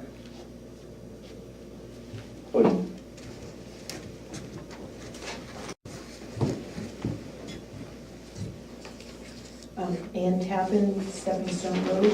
I am a member of the Conservation Commission, but I'm not speaking for the commission. To my knowledge, the Conservation Commission was not asked to review this tree list. One tree stands out to me, the Chanticleer pear. This is a calorie pear cultivar, which is supposedly an improvement on the Bradford pear. The species is native to China, Korea, Taiwan, Vietnam, that general area. A search for calorie pear brings up comments like, do not plant this in the Midwest. An aggressive thug, do not recommend. A bad, bad plant with pretty flowers. The calorie pear is said to be sterile and not produce fruit. However, there are many, many different cultivars now of calorie pear and Bradford pear, and they will pollinate each other and produce fruit that is fertile and will sprout. There are numerous references to its invasive tendencies. It's considered invasive in places like Missouri, Tennessee, Illinois, Alabama, Georgia, South Carolina, Indiana. I didn't do an extensive search. It can form dense and extensive stands which exclude native plants. I strongly urge that the Chanticleer pear be removed from the list. Thank you. The Conservation Commission was advised of our meeting. I had emailed Bill Hum several times, which the emails were bounced back. I also spoke to him personally about that before the meeting, and he said nobody could make it. So they were, as far as I know, they were advised. I can't speak to the species, I'm not a botanist, but I'm sure that Mark Davis can speak to that a lot more intelligently than I can. But he's the one that chose the trees due to the, I guess due to whatever criteria that he looked at with regard to the soil in the area. Questions? I have one question in terms of, I think one of these pin oaks is going to cause problems when we do the setup on Fair Day, because that's where the big tent goes. We looked at that, Scott. I don't think it's going to interfere because it's hard to tell on that map exactly where everything is. Yeah. But we did, Randy, I know we did talk about the erection of that tent and the possibility of tree interfering, and we don't feel that it would. I mean, we could move that one way or the other. I mean, those are not cast in stone, so to speak. It's just Yeah, I'm surprised being specific about the one that's right next to the building and this one. Yeah, Because they set up the tent and it goes this way, so you don't think so? Once we put up the tent that's just there, we can look and see just exactly. Yeah, you're gonna have the tent there before we start planting trees. Oh, okay, all right. Maybe we take a look. Yeah. Yeah, I mean, that can be moved, but that's just a rough idea of where it's gonna go. And maybe in terms of, I'm not sure, because you've had some meetings that I couldn't attend at the Conservation Commission, maybe that's something that the group could take a look at in terms of those particular. Review the tree list, Yeah, that would be great. I don't. Yeah, I was going to propose a table it because I feel that there is merit in the discussion that we just had with respect to native species and also, obviously, layout issues that we just talked about. Therefore, I would ask that maybe somehow we forge a meeting and have the town administrator ask the Conservation Commission to sit the Recreation Commission and do a final check on this, and hopefully by the next we can come to a resolution. Yeah, we'd like to move forward because we don't want to lose the planting season. I realize that, so I want to put that in the schedule for the next meeting. Could we have them move forward, because either way, depending on where the trees are, what trees are, they're still going to need a drip system. Can we have at least the building by the wellhead be started? We don't have to wait for that. Yeah, I'm not overly, yes, I think we move forward on that. So at least the highway department can work that into their, because either way, you're going to need that anyways. So Well, they if I can start on- suggest too, that we start on the irrigation system. I mean, we can decide on the trees. We have to get the irrigation in first before we can even think about planting trees. And getting that scheduled and everything else is. Yeah, maybe Larry missed out on some of the irrigation because I talked to Gary, but you really have to have the trees in first because you don't know exactly where they're gonna go and you don't wanna be digging around the line, the irrigation lines. So it has to be timed pretty close because Mark says, I think I read it, you have to have the irrigation in within a week. That's right, you did say that. Yeah. And so you just have to get the two guys together, but if you get the shed done, then it's, it's a day's work for Hillside or whoever to put the irrigation in, but you really need to have trees in so you're not digging the irrigation lines up. So it's kind of the process, the way it has to go. First of all, I think it's great. I don't have any issue. I don't have any issue with the money whatsoever. And if the layout is approved with respect to Conservation Commission, Recreation Commission, you get together and make a final agreement and the trees are going in, I think this is it should be pretty much a clean vote next time we come. Just in the quote, it says, this material can, weather permitting, be planted safely through the end of November. So. There's a little bit of breathing time, but I do understand you're trying to get it done. Well, the other thing too is that we have to winterize the irrigation system, and so we have to come up with an alternative way to water these trees. What did he say, through November? That's what this says. They need to be watered. And the irrigation system would be shut down. When do we do that, Randy? Oh, usually middle of October. Yeah. So okay to table this until next time? Can we have the highway department work on the building though first? Absolutely. And then the rest of it? Yes. Your motion? Yeah, I know there's a motion. You gotta pull it apart a little bit, huh? You make me work here.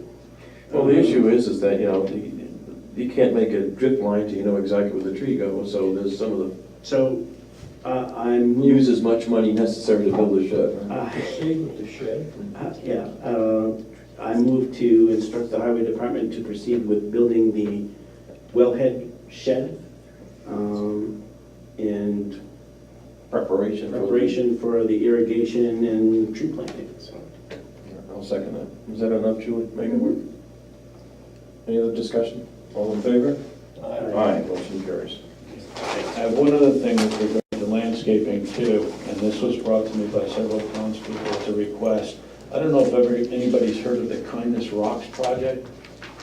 It's a worldwide project, and what it is a small rock garden. It's not really big. And people put in painted rocks with sayings on it. You've heard of that? I've heard of them. And they're all over the country now, and it's growing like wildfire. And I've been asked if I would bring this to the select board to see if we can look at putting one in at Little River Park. We haven't really discussed where or whatever, but it's... If people paint rocks and they put statements on it sometimes, or pictures. They're truly pieces of art. Yes, they are. Cases. I mean, But you take one, some you of get them are one, just whatever. unbelievable, absolutely unbelievable. So maybe the rec commission can discuss it, and if they're in favor of it, propose where they would put it. Absolutely. Come back to us. I don't see any issue I'm not with averse that. to it, but. We'll bring this up at our next meeting. Sounds good. Thank you, Larry. So we'll have that on the agenda for next meeting. Mr. Van Aiken is not going to be here. I guess I'll add next time. Police Chief, Department of Justice, Equitable Sharing Agreement and Certification.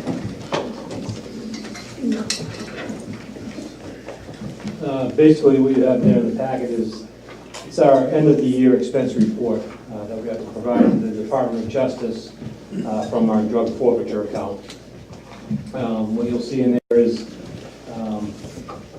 the old cross-match fingerprint system that we replaced.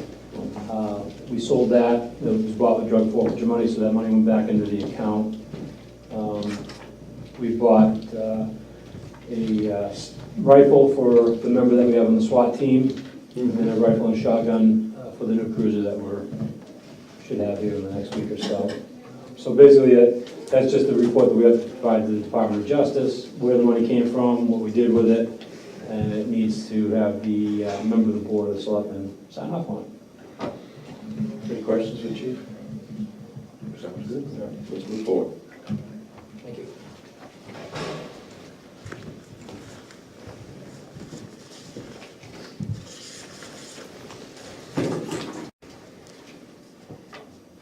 Next item, Chairman of the Cross Select Board goals. I wanted to review the goals that we had set forth in the,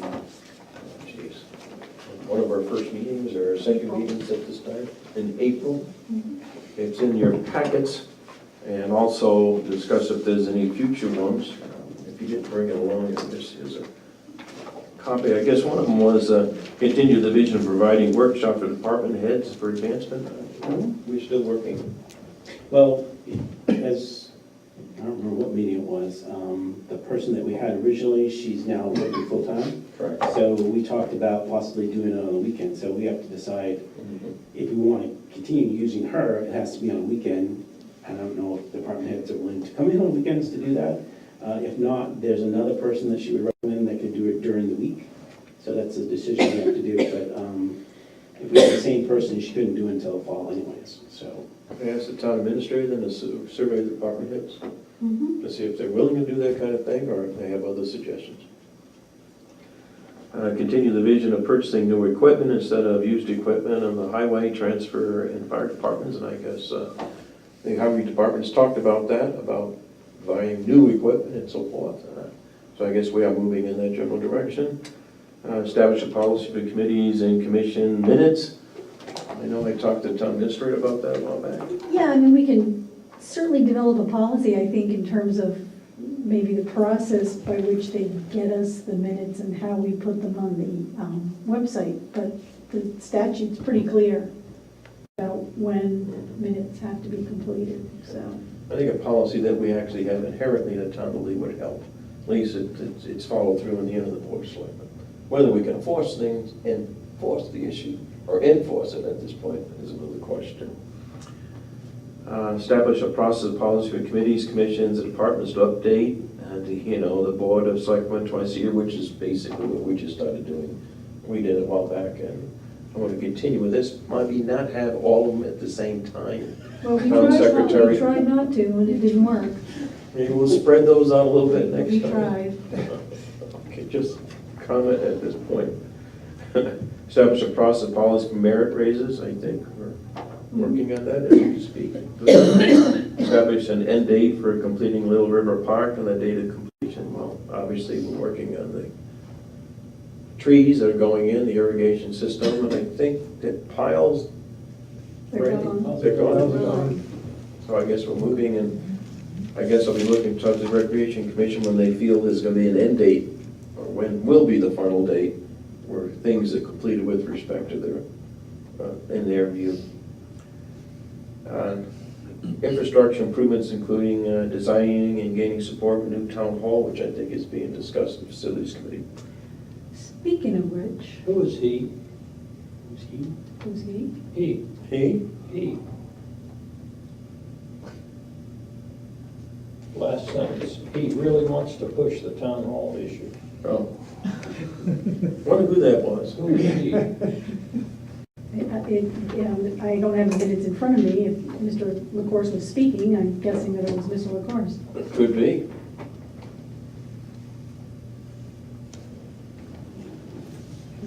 The last one. It's Dr. LaCourse. Yes, it is. Okay. There you go. Speaking of town hall, if I might, Mr. Stevens and I, Friday morning, put on our Tyvek suits and our masks and our gloves and crawled around underneath town hall. Mr. Stevens. Huh? Pictures of this? Oh, wait. Yes, we do, as a matter of fact. Let's get in the We're town gonna bar. put them in the e-crier, but we're putting them together and I'll send them to the board and anybody else who wants the pictures. Actually, I have it on my phone right now. Mr. Stevens did this, as you may recall, 10 years ago. And he says that there's more of the insulation down than 10 years ago. I mean, I would say most of the insulation is, thank you, is hanging Could down. I say that, please? Most of the insulation is hanging down. It's covered with mold. I mean, I don't know whether any of you were in the building when we had the hatch open for an hour or so. The air was pretty much unbreathable. It was pretty bad. So certainly if we want to do anything about the air quality in that building, all of the insulation is going to have to be ripped out. And Mr. Stevens certainly can speak to this himself, but he was a little disappointed because of all of the insulation hanging down. It was difficult to get to all of the places that you want to get to because you'd literally have to hack your way like you were going through a jungle. So he's continuing to investigate the status of the foundation. It's scary to be under there. It's not so much for me because it's a confined space, although, and again, you'll see the pictures, but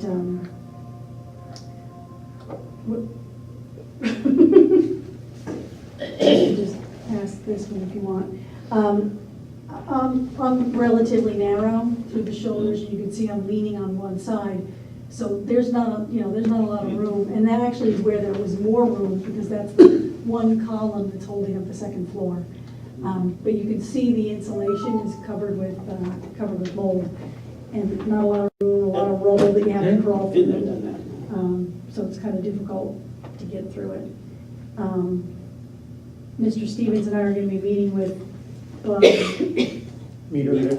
next Wednesday, I think it is, at Town Hall, to talk more about this, maybe show him the pictures and discuss what can possibly be done with that building. I mean, again, it's a little scary when you're under there because, It's falling down. you know, there's scrap pieces of wood and a rock holding up certain parts of the building. So I was just hoping that it didn't fall while I was crawling around under there. But we'll definitely send you the pictures. We'll make the pictures available. Like I said, we're going to put some of them in the e-crier. So it's in bad shape.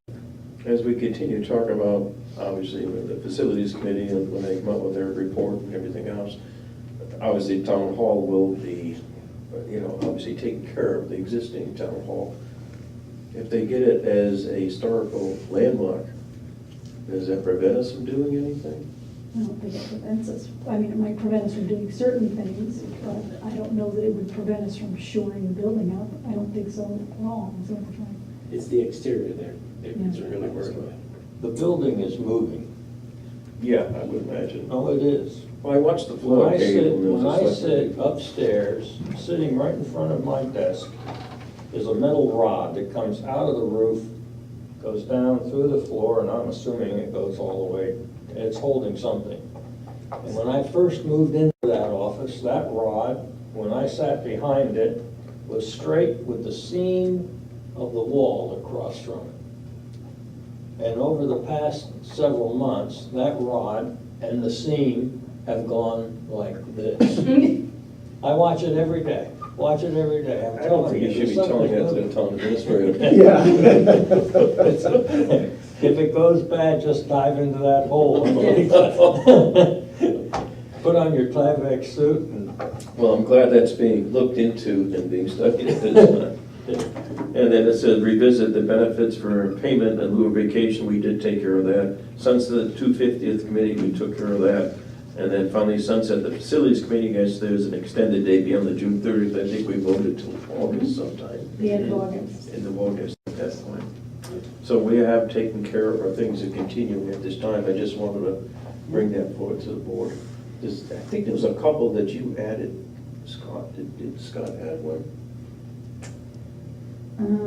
If you did, two things. it would have been in the minutes. That was in the Which I list, don't yeah. have the second page. One of the things the facility committee has also looked into, right now, the proposal you're gonna see is actually lifting that building. One of the things we're exploring or looking into is leave the building where it is, rip up the floor, fix the substructure, and then put the floor back. So that's less expensive. Absolutely. Plus you don't move the building, because one of the concerns is when you jack up the building, it cracks. I realize. So one of the things is just leave it there. So that's one of the things that have to be ascertained in an engineering study, that the sills seem to be okay. It's where the floor attaches to the walls, because they're not. Well, in many places they're not. So that would be a very cost-effective way of fixing that particular thing. But that's something we have to look at in totality. But What we'll do again is, we'll review these again sometime in the future. Thank you on that. Okay, Julie Glover, Town Administrator. So you may recall that we put money into this fiscal budget to digitize the assessing records. And I believe that that's what Mrs. Jenkins was alluding to. I had a conversation with Mrs. Jenkins and Mrs. Gunn when they were in town hall the other day about the plan to digitize the assessing records. And as part of that plan, you get rid of those, you get rid of the paper. So I just wanted to make sure they were aware of that. And they were going to give that some thought. I also enclosed in the agenda packet what I thought was a very interesting article from the town administrator in Allenstown about, they are the same exact size we are. I think from some of the things he said in the article that they were a little behind where we are in terms of how we handle the agenda packet and so forth. But they are really moving towards, if not completely paperless, then seriously reducing. The other thing that I found very interesting, as did Ms. Clancy, is that they have the same financial software. So I'd like to arrange a field trip. Perhaps she and I can go talk to them and see how they handle some of the things that they handle in terms of going further than we have in terms of the accounts payable and just trying to get rid of all the checks that we print and mail and all of that. The other thing I'd like the board to consider, certainly for these meetings, is moving to some system whereby you either have laptops or tablets and you don't have any in front of you, that you rely on the digital version of the agenda and the agenda packet. If the board's amenable to that and we make that work, I'd like to also talk to the committees and commissions and see how much paper they generate for their meetings, to maybe just try to reduce the overall number of trees that we kill every time we have a meeting. So just wanted to get that out there and just kind of what some of our thoughts are. I'm all for it. I used my laptop for a while, it's just kind of hard to. Well, I think my suggestion would maybe be to purchase some tablets or something. And maybe we could even, buy enough and put it on a loaner, and maybe the committees and commissions, if they didn't want to use their own, could use those, like they check out the keys, they could check out the tablets. That's a good idea. Anything to reduce paper obviously, it We works generate good. a lot of it, that's for sure. We sure do, to reduce it. And obviously, most corporations move towards paperless anyways. It's universities struggling and moving. Yeah, I don't think the direction as federal well. government issues paper checks or too many paper checks. I think that they're going Yeah, to. everything's electronic Right. transfer. Right. Electronic transfer. Now, we are still required, if someone wants a paper check, and we actually have a lot of employees that still want paper checks, we can't, You're not gonna we get many. we can't force them Thank to do ACH, although he suggested in this article that all of their employees are ACH, so, I mean, that would be nice. And then I'm imagining that they must email the paper receipt, because even with someone like myself who has direct deposit, New Hampshire still requires that a paper receipt, or that some kind of receipt be issued, but those are all details that we can work out. I just think it would be a good idea if we start moving forward with generating a whole lot less paper. I think one of the first steps you mentioned just a minute ago, of checking with all the boards and committees and commissions, how much they generate. As we can obviously collect more information, we can justify purchases and move in those general directions. But I think, it's interesting because, how are you gonna measure how much you generate? Is it just gonna be a lot or little? I mean, we generate a lot. We don't know how much. We know it's a lot. We can see it stacked all over the place and then, printed out and so on. But I'm Right. just saying. Well, you can do an expectancy, like I You need look to at have this some here. way of gauging how you're making progress relative to a Yeah. paper reduction Yep. project. Obviously, by looking at the photocopying machine and how much you're using. That's one way, put a counter on there for sure to keep track of what's going on, but, and then certainly how much paper you buy from. But, you've got to have some kind of metric that you measure yourself against. I think the important thing is to grab a hold of the low-hanging fruit. The assessing thing is one place to start. But I think at some point, it becomes non-effective, because you're gonna spend too much effort to get rid of a little bit of paper. So I think if we start with the assessing, which we're already doing, and look at other things, I like the ACH. I work for the federal government, and they do not give you a choice. You got ACH or you don't get paid. And there's things that they have electronic systems, so you can go and see your receipts and stuff, your stuffs and stuff. So I think if we go and look at what's our low-hanging fruit, because that's where we're gonna get the most benefit, and then we can keep incrementing as we go. And I do approve you going to Elmstown. Yeah. Make a visit with the finance director to see what they're doing. I did look in the report, and there was some savings they mentioned right away. Thank you. All right, I'll keep you posted on what progress we make. Lead paint. So you may recall last meeting, we just discovered, or some of us relearned, that the buildings at Town Center are covered with lead paint. I've since found out that there is currently no requirement that public buildings get rid of their lead paint. So there isn't anything that we have to do. But if we do paint the buildings, which would require them to be scraped and so on and so forth, then we really would have to follow the lead safety rules. So we received 2 quotes. One, I'm just shocked. One was $44,800 to do all 5 buildings, which I actually thought was relatively inexpensive. And then we received another one this morning for $21,600 to paint all of the buildings.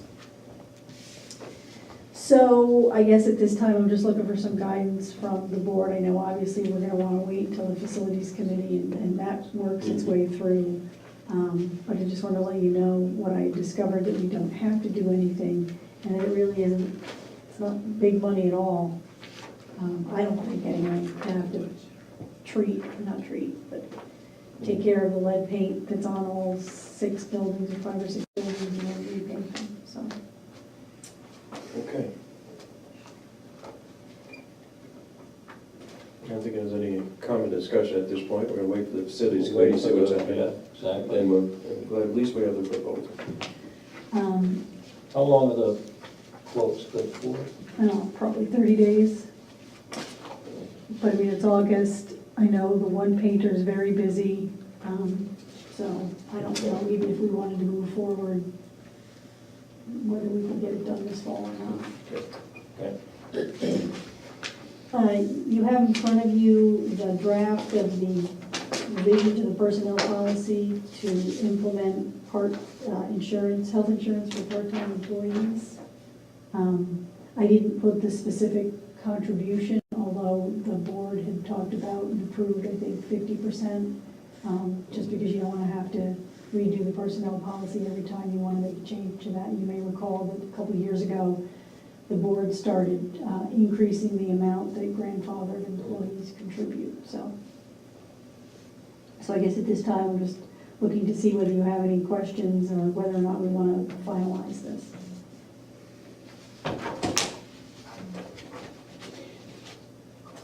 Can you do that thing you just talked about not putting the percentage in? Are you recommending we don't? Correct. If you look at the way the policy's written now, we just say that employees contribute. That's right. We don't put a specific amount in the policy. That way, if and when the board wants to change that formula, we don't redo the whole policy. That just becomes really a budget consideration.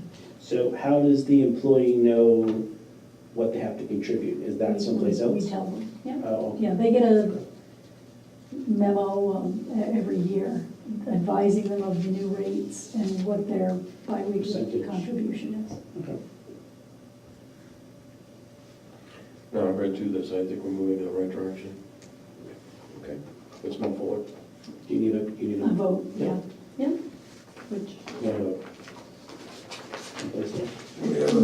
I guess I didn't. Just approve the changes to the personnel policy. Yeah, I move that we approve the changes of the personnel policy with respect to part-time.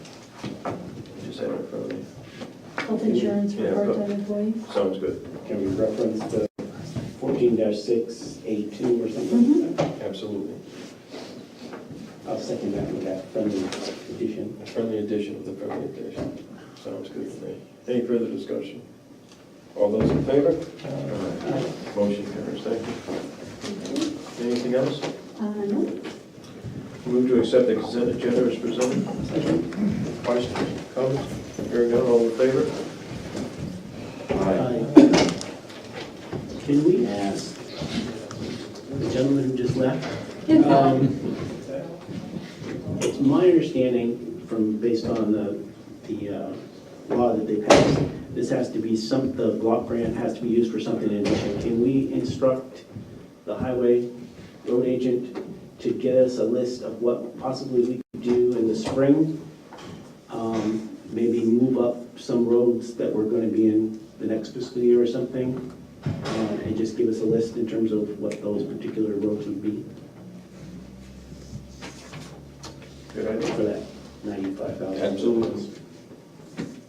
Because I think, based on the conversation I had with him, is right now everybody's, ooh, I've got money, and they're busy. But if we wait till next spring, hopefully a lot of it has calmed down, and when we could have maybe a better price, I don't know, we'll see. So at least we'll know what that is. Sounds like a plan.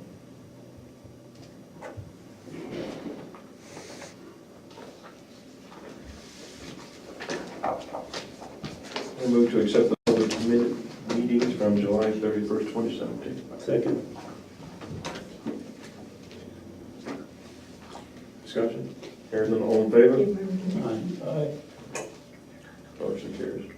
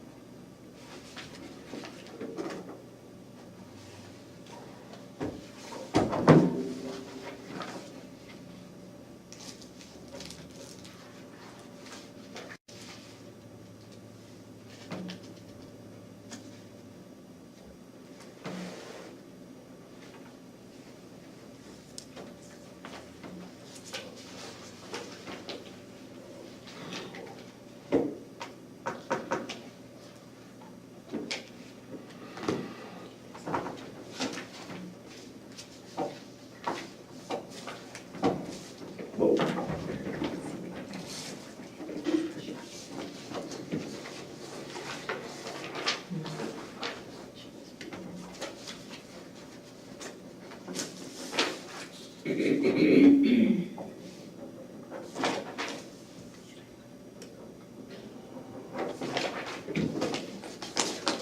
to accept the manifest number 3 in weeks patrol ending August 13, 2017. Second. Discussion? All in favor? Aye. Move to enter into a non-public session, New Hampshire RSA 91-A:32D, church property, A, personnel. Mr. Buckingham? Second. Oh, you need a second. You second. Second. Thank you. Mr. Buckingham? Yes. Ms. Brown? Yes. Yes. Ms. LaCourse? Yes. Motion carries.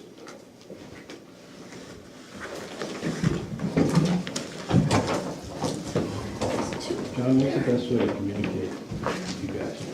Because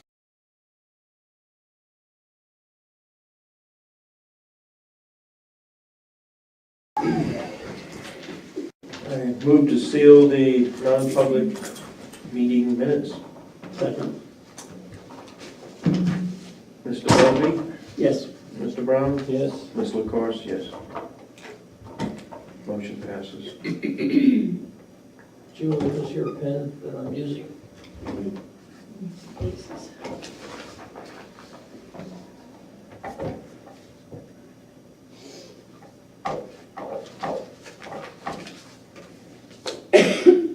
Okay, 17, miscellaneous unfinished business. Thank you from the Heritage Commission for allowing us to utilize Mr. Stevens and Mr. Space on Warren's last name, whatever Warren's last name is. We moved the rock down to the flagpole. The plaque has been ordered. We found out what adhesive we need to use to adhere it to the rock. So that should be probably done by the time we meet again, at the end of August. That's good. And also tomorrow, the Heritage Commission has a walkthrough with the Conservation Commission and Mr. Stevens for signage at Little River, not Little River, Thompson Mill Trail. That's a mill, right. So we're gonna look in terms of where to place the signage and also what appears on the sign and stuff like that. So thank you very much for allowing Mr. Stevens to do those two things for us. So that was very helpful. Anything in? Nope. Town administrator? No. Please. To adjourn. Thank you. All in favor? Aye. Jeez. Whoa! Well, you accused